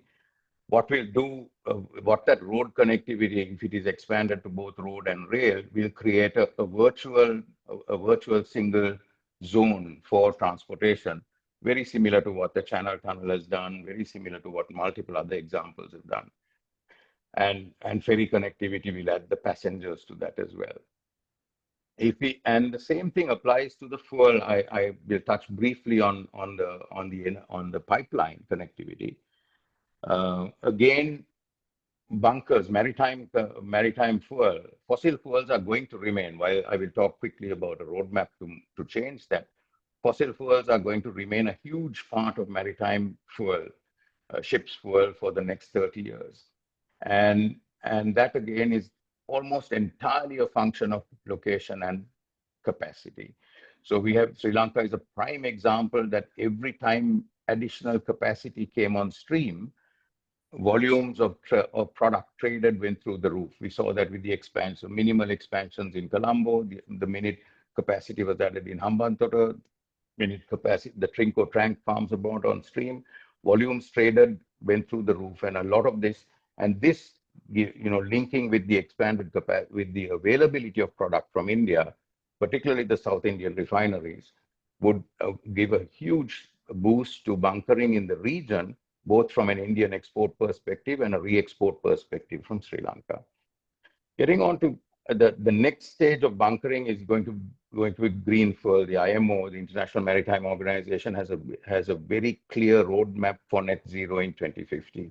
The 2020 sulfur cap has already been and has come into effect. 2030 is aiming for 40%, 2040 for 70%, and obviously zero. And Sri Lanka, I think people know, has a massive untapped potential for both onshore and offshore energy.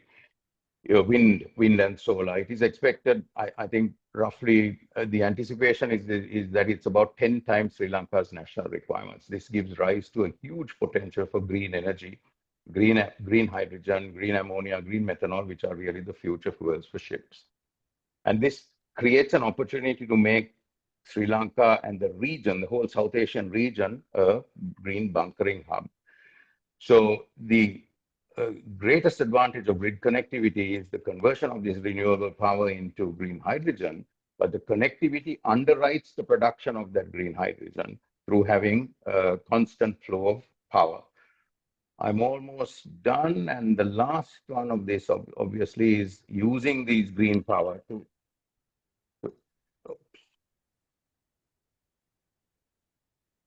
sorry, that was my timer.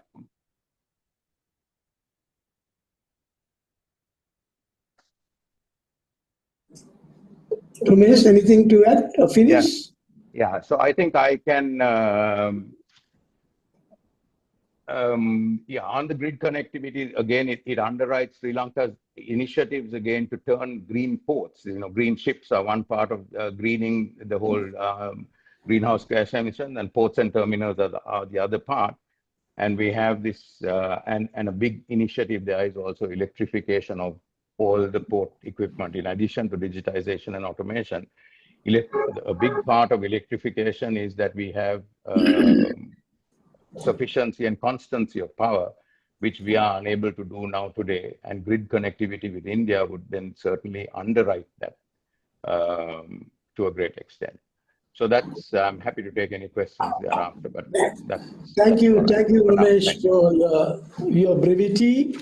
Let me now turn to discussion. First, Mr. Hari Krishnan Sundara, CEO of the Colombo West International Terminal. Could you present your views within a period of 7 minutes, please? Sure, Mr. Daya. Am I audible?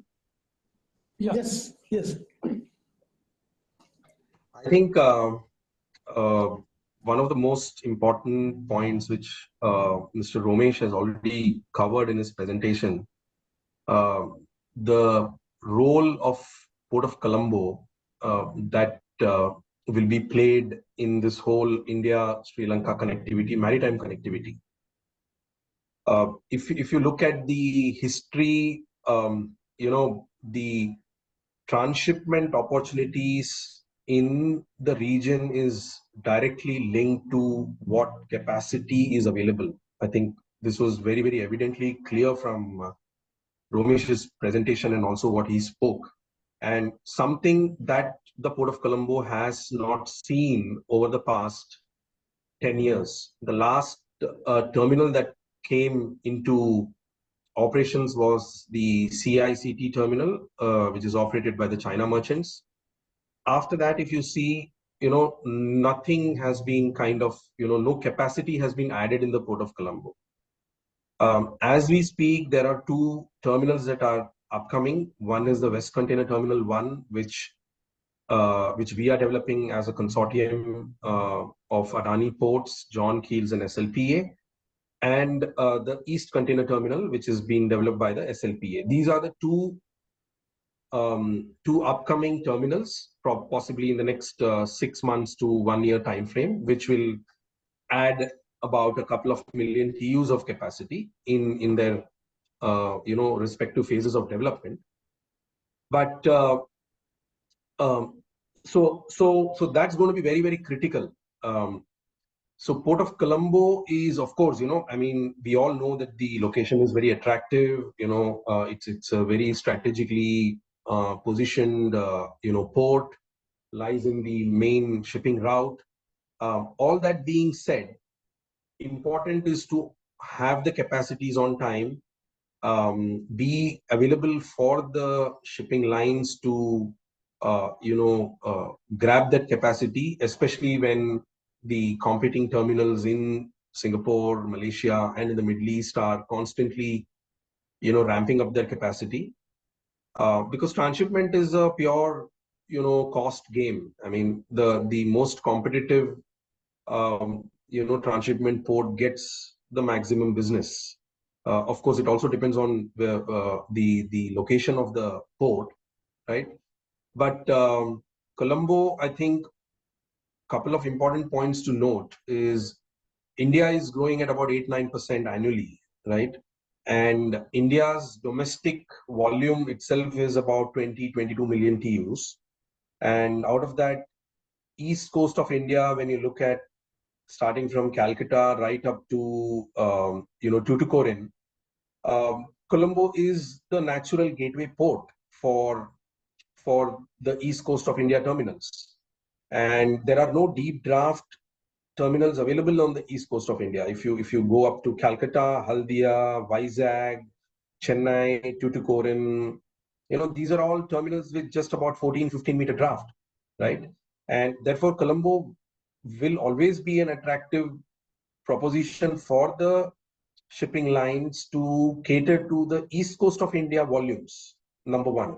West coast of India has deep draft terminals, which is the port of Mundra, the port of Pipavav, and the port of Nhava Sheva. So those will always have direct mainline calls going to Europe, US, Mediterranean, and all the other sectors. But east coast of India will not have those direct calls. That's where Colombo will step in to provide that connectivity. And very important point is that India-Sri Lanka connectivity, where Port of Colombo will play a role. The other important location for us is Bangladesh. Today, Bangladesh is only about 20% of the volumes that comes to Colombo, 20 or 25%. The balance is going to Port Malaysia and Singapore. The reason we don't have capacity over here. So once we develop the capacity here, opportunity to get a larger share of volumes is definitely there. Therefore, that's what I think we are doing now. As West Container Terminal, we are on stream to come with a capacity of about 1.5 million TEUs by early next year, by early 2025. And then the future development plans of Port of Colombo also need to be kind of fructified. There has to be a West Container Terminal 2, then there has to be ECT fully developed. And there is the North Port Development Plan, which is a slightly long-term plan. So I think I'm getting a prompt from Mr. Chaudhary for Paradeep. Mr. Chaudhary, Paradeep, if you see, it's largely a bulk port, right? There is hardly any container volumes there. JM Bakshi, I think, operates a small container terminal, but that's about 2,000 containers per month. So it's a very small volume to even talk about. Of course, again, that volume also has to come to Colombo through a feeder ship to connect to a mothership. So that's my limited submission on this India-Sri Lanka maritime connectivity, where Port of Colombo will play a very, very important role, subject to infrastructure available and capacity available on time. Much. Very brief. You save a lot of time for question and answer session. Next speaker, Mrs. Nirupama Subramanian. Nirupama writes on Indian foreign policy and national security issues. She was the national editor of the Indian Express, writing on security and foreign policy. I think you can present the different perspective. Again, within 6 to 7 minutes, could you complete your presentation? Over to you, Nirupama. Thank you so much. Thank you, Pathfinders and Ananta, for organizing this. Connectivity should be really a no-brainer subject between any two countries, but it remains a contentious issue, not just between India and Sri Lanka, but across South Asia. And I'm a journalist, and I'm bringing my understanding as a journalist to this. I'm no expert in connectivity, but I've spent enough time in Sri Lanka to have some understanding of what goes on.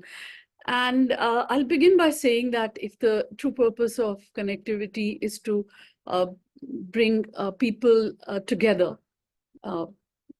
if that is it, then let us start by identifying who these people are.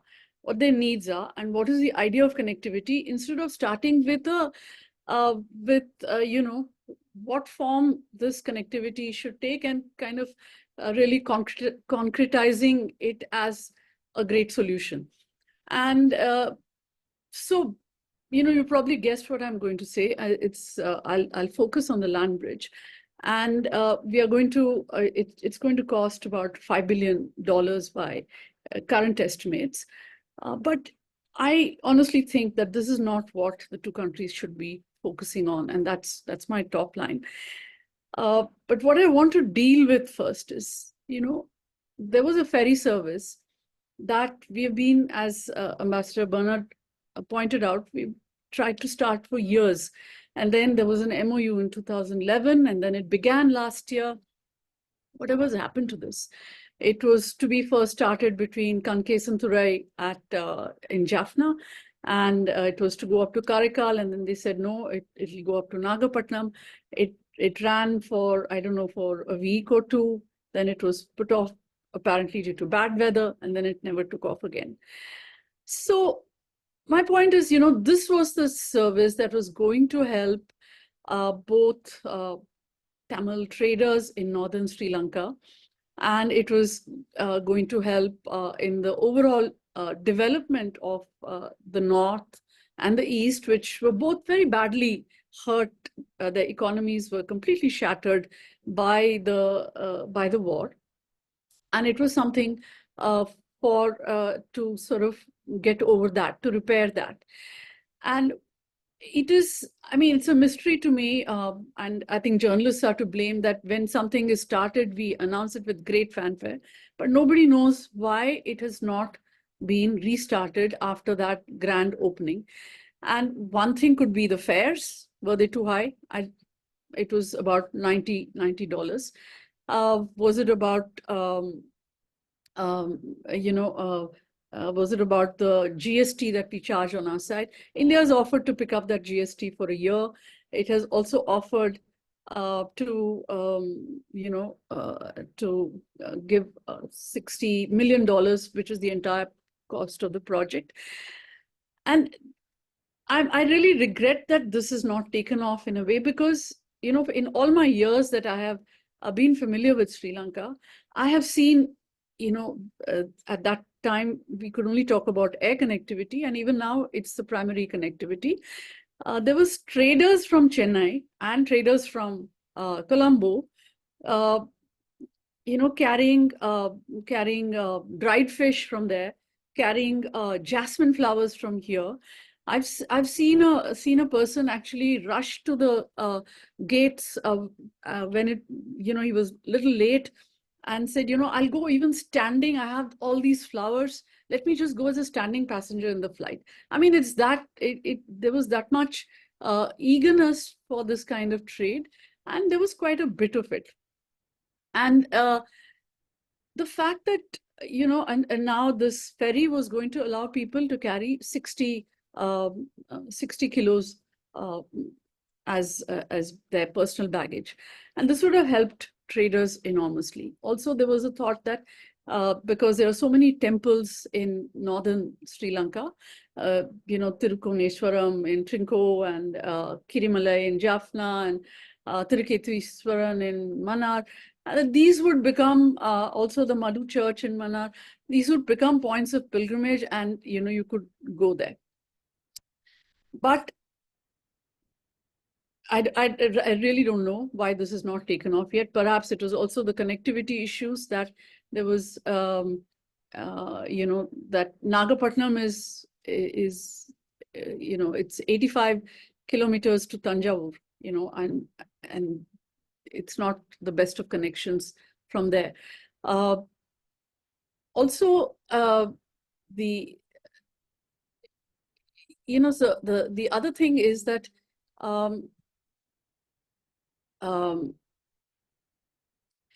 yeah, the other thing is also, could it be that the airports don't want to lose their traffic? Is that also the reason that this has been slow to take off? I would put this question to the Sri Lankan participants in this panel. So when a simple project like a ferry service gets repeatedly stalled over apparently, I don't know, small reasons, it makes you think about what is really bothering this. And is that a good way to, in fact, get into a land bridge idea? You know, all ambitious infrastructure projects sound great because they are a challenge. I mean, they challenge our mastery over technology, design, architecture, all that. But this shouldn't become a vanity project. The question to ask about the land bridge really is, what is the buy-in from people on either side? And at the purely local level, let us not forget that there is a huge problem between fishers of both countries in Tamil Nadu and in that entire northwestern Jaffna, even up to Trincomalee, there's a problem between Indian fishermen and Sri Lankan fishermen. And I'm sure the project report has gone into this, but my sense is that local fishing communities cannot be bypassed by any land connectivity project. And short of relocating entire populations, there's no way around this. There is also the environmental impact of digging up shoals of sand in that narrow strip of water. And this is one of the reasons, and I'm sure people are here from the ports and all, and this is one of the reasons that the Setu Samudram project was quietly given up. I mean, they were digging up so much sand, and they were going into somewhere near the Andaman Islands to actually jettison it. And that was seen as risky for many reasons, environmental reasons, and so on. Thank you, Nirupama. I think you made your excellent point by the land. So I just want to make one more point.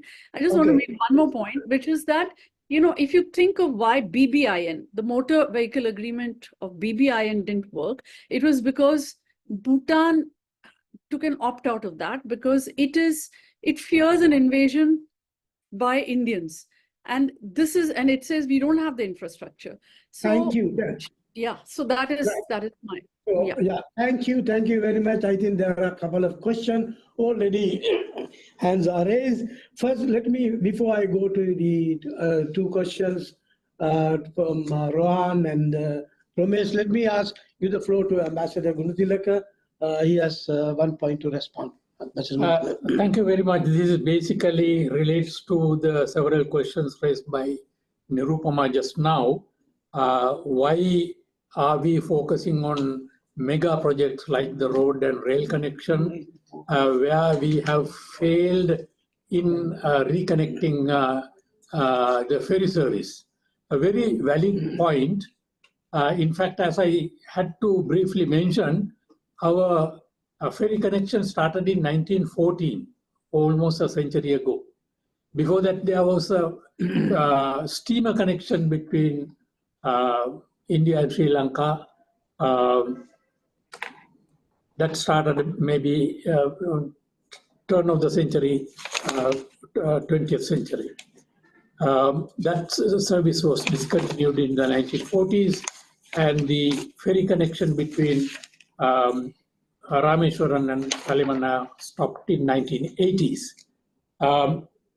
There may be several reasons why we have failed to start it. As you recall, the railway connection that was destroyed during the fighting was restored with the Indian aid by 2015, and Prime Minister Modi actually started the connection. But unfortunately, although the rail connection up to Talimana was inaugurated by Prime Minister Modi, the ferry connection was not possible because the infrastructure on both sides, both Talimana as well as in Rameswaram, is not there, and it will take considerable time and expenditure to get this thing working. So the Indian side has taken some steps to call for expression of interest to restart the ferry service, but unfortunately we have not done anything with regard to the infrastructure development. Then, of course, speaking about the Nagapattinam KK's ferry service, again, there is a problem with regard to the selection of a suitable vessel. The service started in October last year, and immediately after that it stops due to the monsoon. They are yet to restart. So there are commercial reasons, there are infrastructure development issues, just to restart what we had 100 years ago. So a question raised by Nirupama is very important. When we can't go back to what we had in 100 years ago, how are we going to go through this $5 billion project? Well, we will have to find solutions to that issue. Thank you. Thank you, Mr. Gundalaga. Now, before I give the floor to Ramesh, let me invite Rohan first and then followed by Pramit for your question, please. Rohan, please. Yeah. Thank you. My question is that we can't go back to where we were 100 years ago. That is, should not be an objective. It should not be what we are trying to do. Each of these things, I think Nirupama is absolutely right. We have to ask, what are we trying to achieve with this? The logic of a road or rail bridge has to move goods and to connect to value chains, connect value chains, rather than to have small traders who are exploiting arbitrage opportunities in our customs rules. So if people are hauling large amounts of stuff between countries, efficient ways as passenger baggage, that suggests that there's something wrong with the way we charge tariffs and so on and so forth. So if there is a logic for moving goods via ferries or ship, as against the more efficient and more timely air links, if you take a flight, you actually end up in a population center. You take these ships, you end up in the middle of nowhere, and my calculation from whatever the last time I looked is that it takes about 9 hours to get from Pamban to Chennai. And that's an additional cost that has to be factored in. And we also have the problem that, as Ambassador Gunathilaka said, the infrastructure on our side is not fully developed. I don't know why, but the rail line is a single track rail line, which has got limited capacity. So I think all these things are important questions that need to be asked. But I think our objective should not be to go back to the pre-jet era when air traffic was not a viable competitor to these kinds of services. Thank you. You raise the hand. Please be brief. Over to you. Yes. Okay, so yeah, I have a just quick question. One of the things that hasn't been discussed in these presentations is finance, because while Sri Lanka has done a remarkable job in recently working out an external debt deal, what it has done, partly because China's refusal to go down accept a haircut, is you've extended your debt, your external debt, but the debt, should we say, future is still extraordinarily onerous. You will retain an external debt equivalent to about 100% of GDP all the way to 2030 at least, if not to 2032. And on top of that, this is macro linked. In other words, it depends on Sri Lanka accomplishing a certain degree of economic growth during that period. And if you looked at the details on how the bonds function, there's a huge downside if Sri Lanka fails to maintain that growth. So the question for me is that while I can see, for example, India being prepared to put up money, for example, on the power power grid, because that has a certain strategic element to it as well. Some of the other elements, Sri Lanka may have to raise the money itself, or it will end up somehow on Sri Lanka's books, even if the capital comes from somewhere else. This is going to be a remarkably high risk decision given the state of Sri Lanka's external debt situation, and even to some degree its domestic debt situation, which is not fully resolved, over at least the next 5 to 10 years. So I'm curious to see what kind of financial models or innovations you have in mind. The question you have raised is a different focus, but I will leave panelists to respond. Before I give it to the panelists, I just want to read out 2 questions posted in the Zoom meeting. One is the panel stress on push connectivity and moving away from the island mentality. Any suggestion where to begin this process with? Wouldn't domestic politics and nationalism limit any such measure? That is one. Second is another one, sympathy. Would you like to quickly make your point, please? Very good morning. Am I audible? Yes, please. Go ahead. Yes, I am Sripati. I am from Delhi, originally from Chennai. So, my questions are 2 points.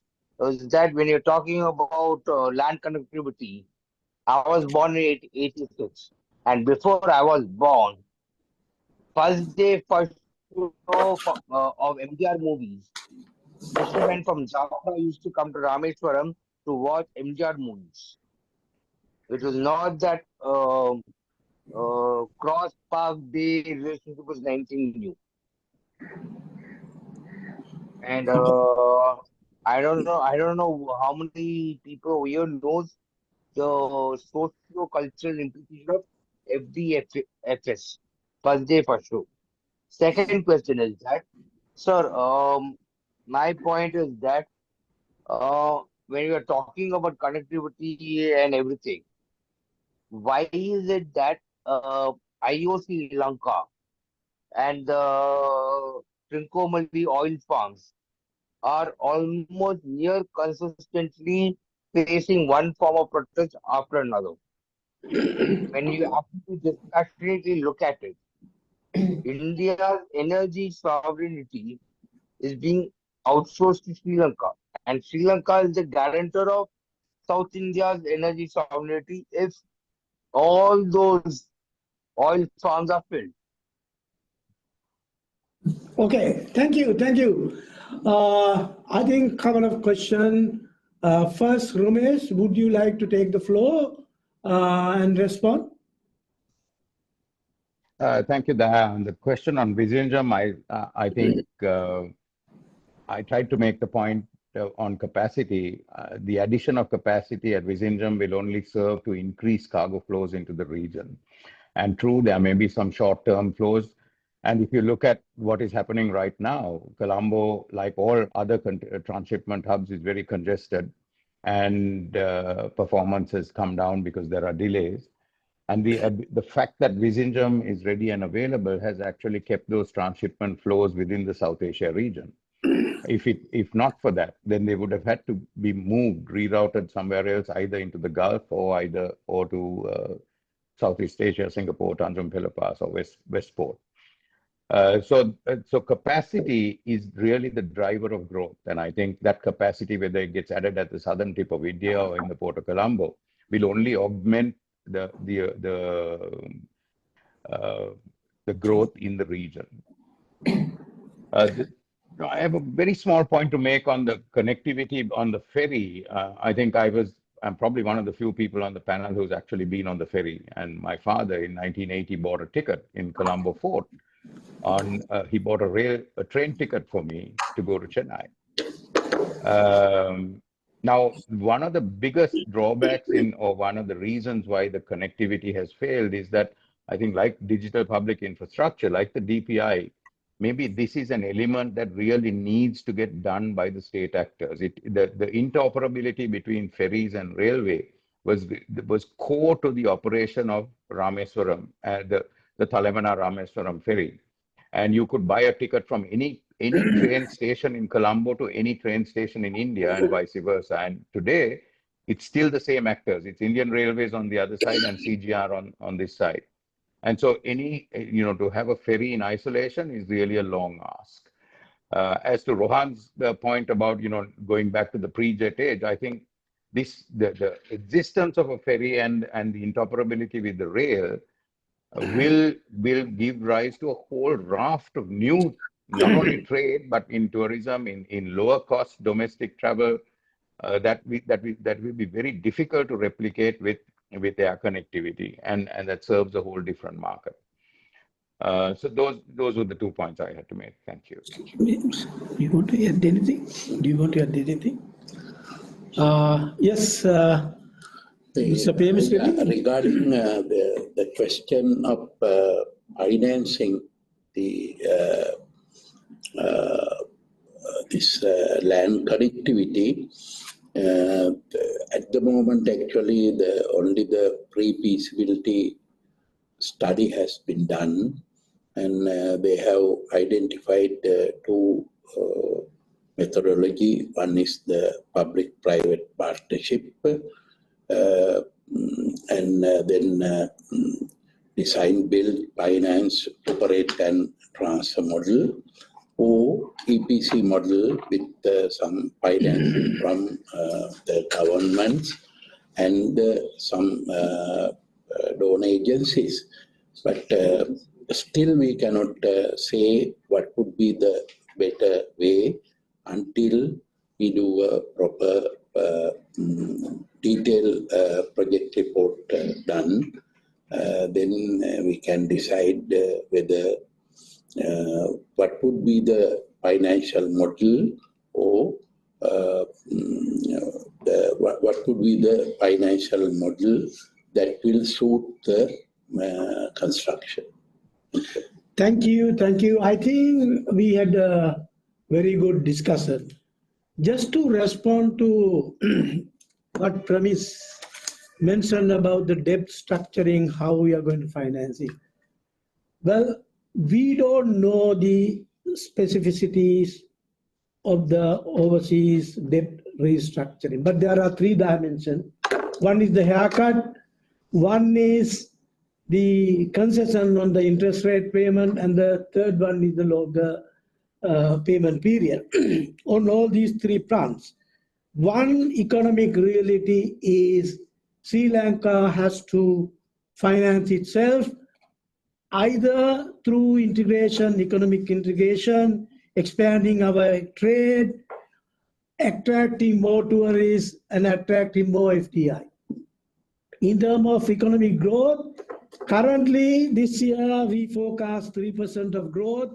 I think what is expected is more than 6% average economic growth. This can only be achieved, all these export textile enhancement, tourist, this all depends on how we push our reform agenda, and the trade and logistic connectivity play an important, vital part on all these things. I think with that, we had a very rich debate. Let me now go on to the next session for the concluding remarks. Thank you. Thank you, all the speakers and those who asked very good question, making the debate is very lively one. Thank you.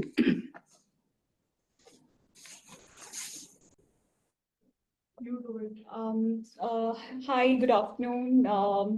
Mr. Tarun Das would like to, share the closing remarks from Ananta's side, please. Mr. Das, over to you. Thank you very much.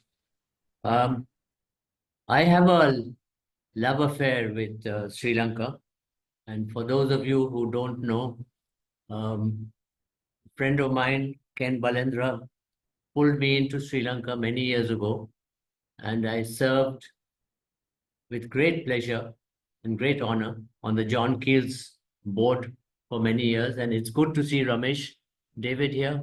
We have sat around the same boardroom many times. So it's an honor and a pleasure to be here. I'm so glad that you all chose the subject of connectivity because it is critical, and the speakers and the questions have shown how important it is to our bilateral relationship, and we need to keep working at it. I want to thank Ambassador Melinda Moragoda, founder of Pathfinder Foundation, for his encouragement and his support and leadership in making this happen, this meeting happen, this strategic dialogue. And also to thank Ambassador Bernard Gunathilaka, Chairman of Pathfinder Foundation, for being here with us and for conducting this particular strategic dialogue. I hope that we will meet again. I heard you say that you have several connections in India, and that's fine. But I hope that Ananta Aspen Center and Pathfinder Foundation will have agendas to discuss with each other usefully. My last point is just to say that I've always felt this, that we need to build trust between us more and more.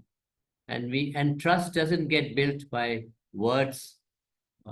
It only gets built by actions.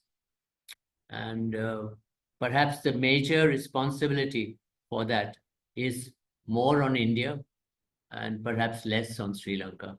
So I put the onus on India to continue to work to earn the trust of Sri Lanka and Sri Lankans, so that all the advantages that we see in our mutual collaboration will lead to more and more mutual benefit.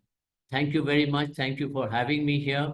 And thank you to all the speakers and the chairs of the sessions, and particularly to Mr. Moragoda, Ambassador Moragoda, and to Ambassador Gunathilaka for their encouragement and leadership. Thank you.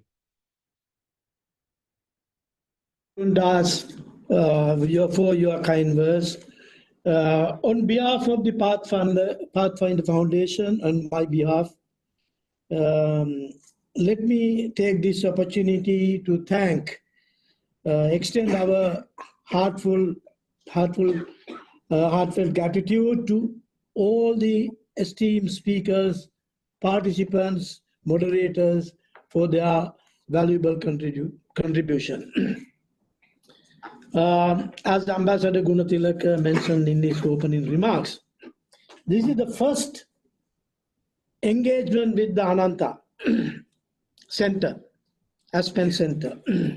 So I hearing from you, I think this is the first of a series of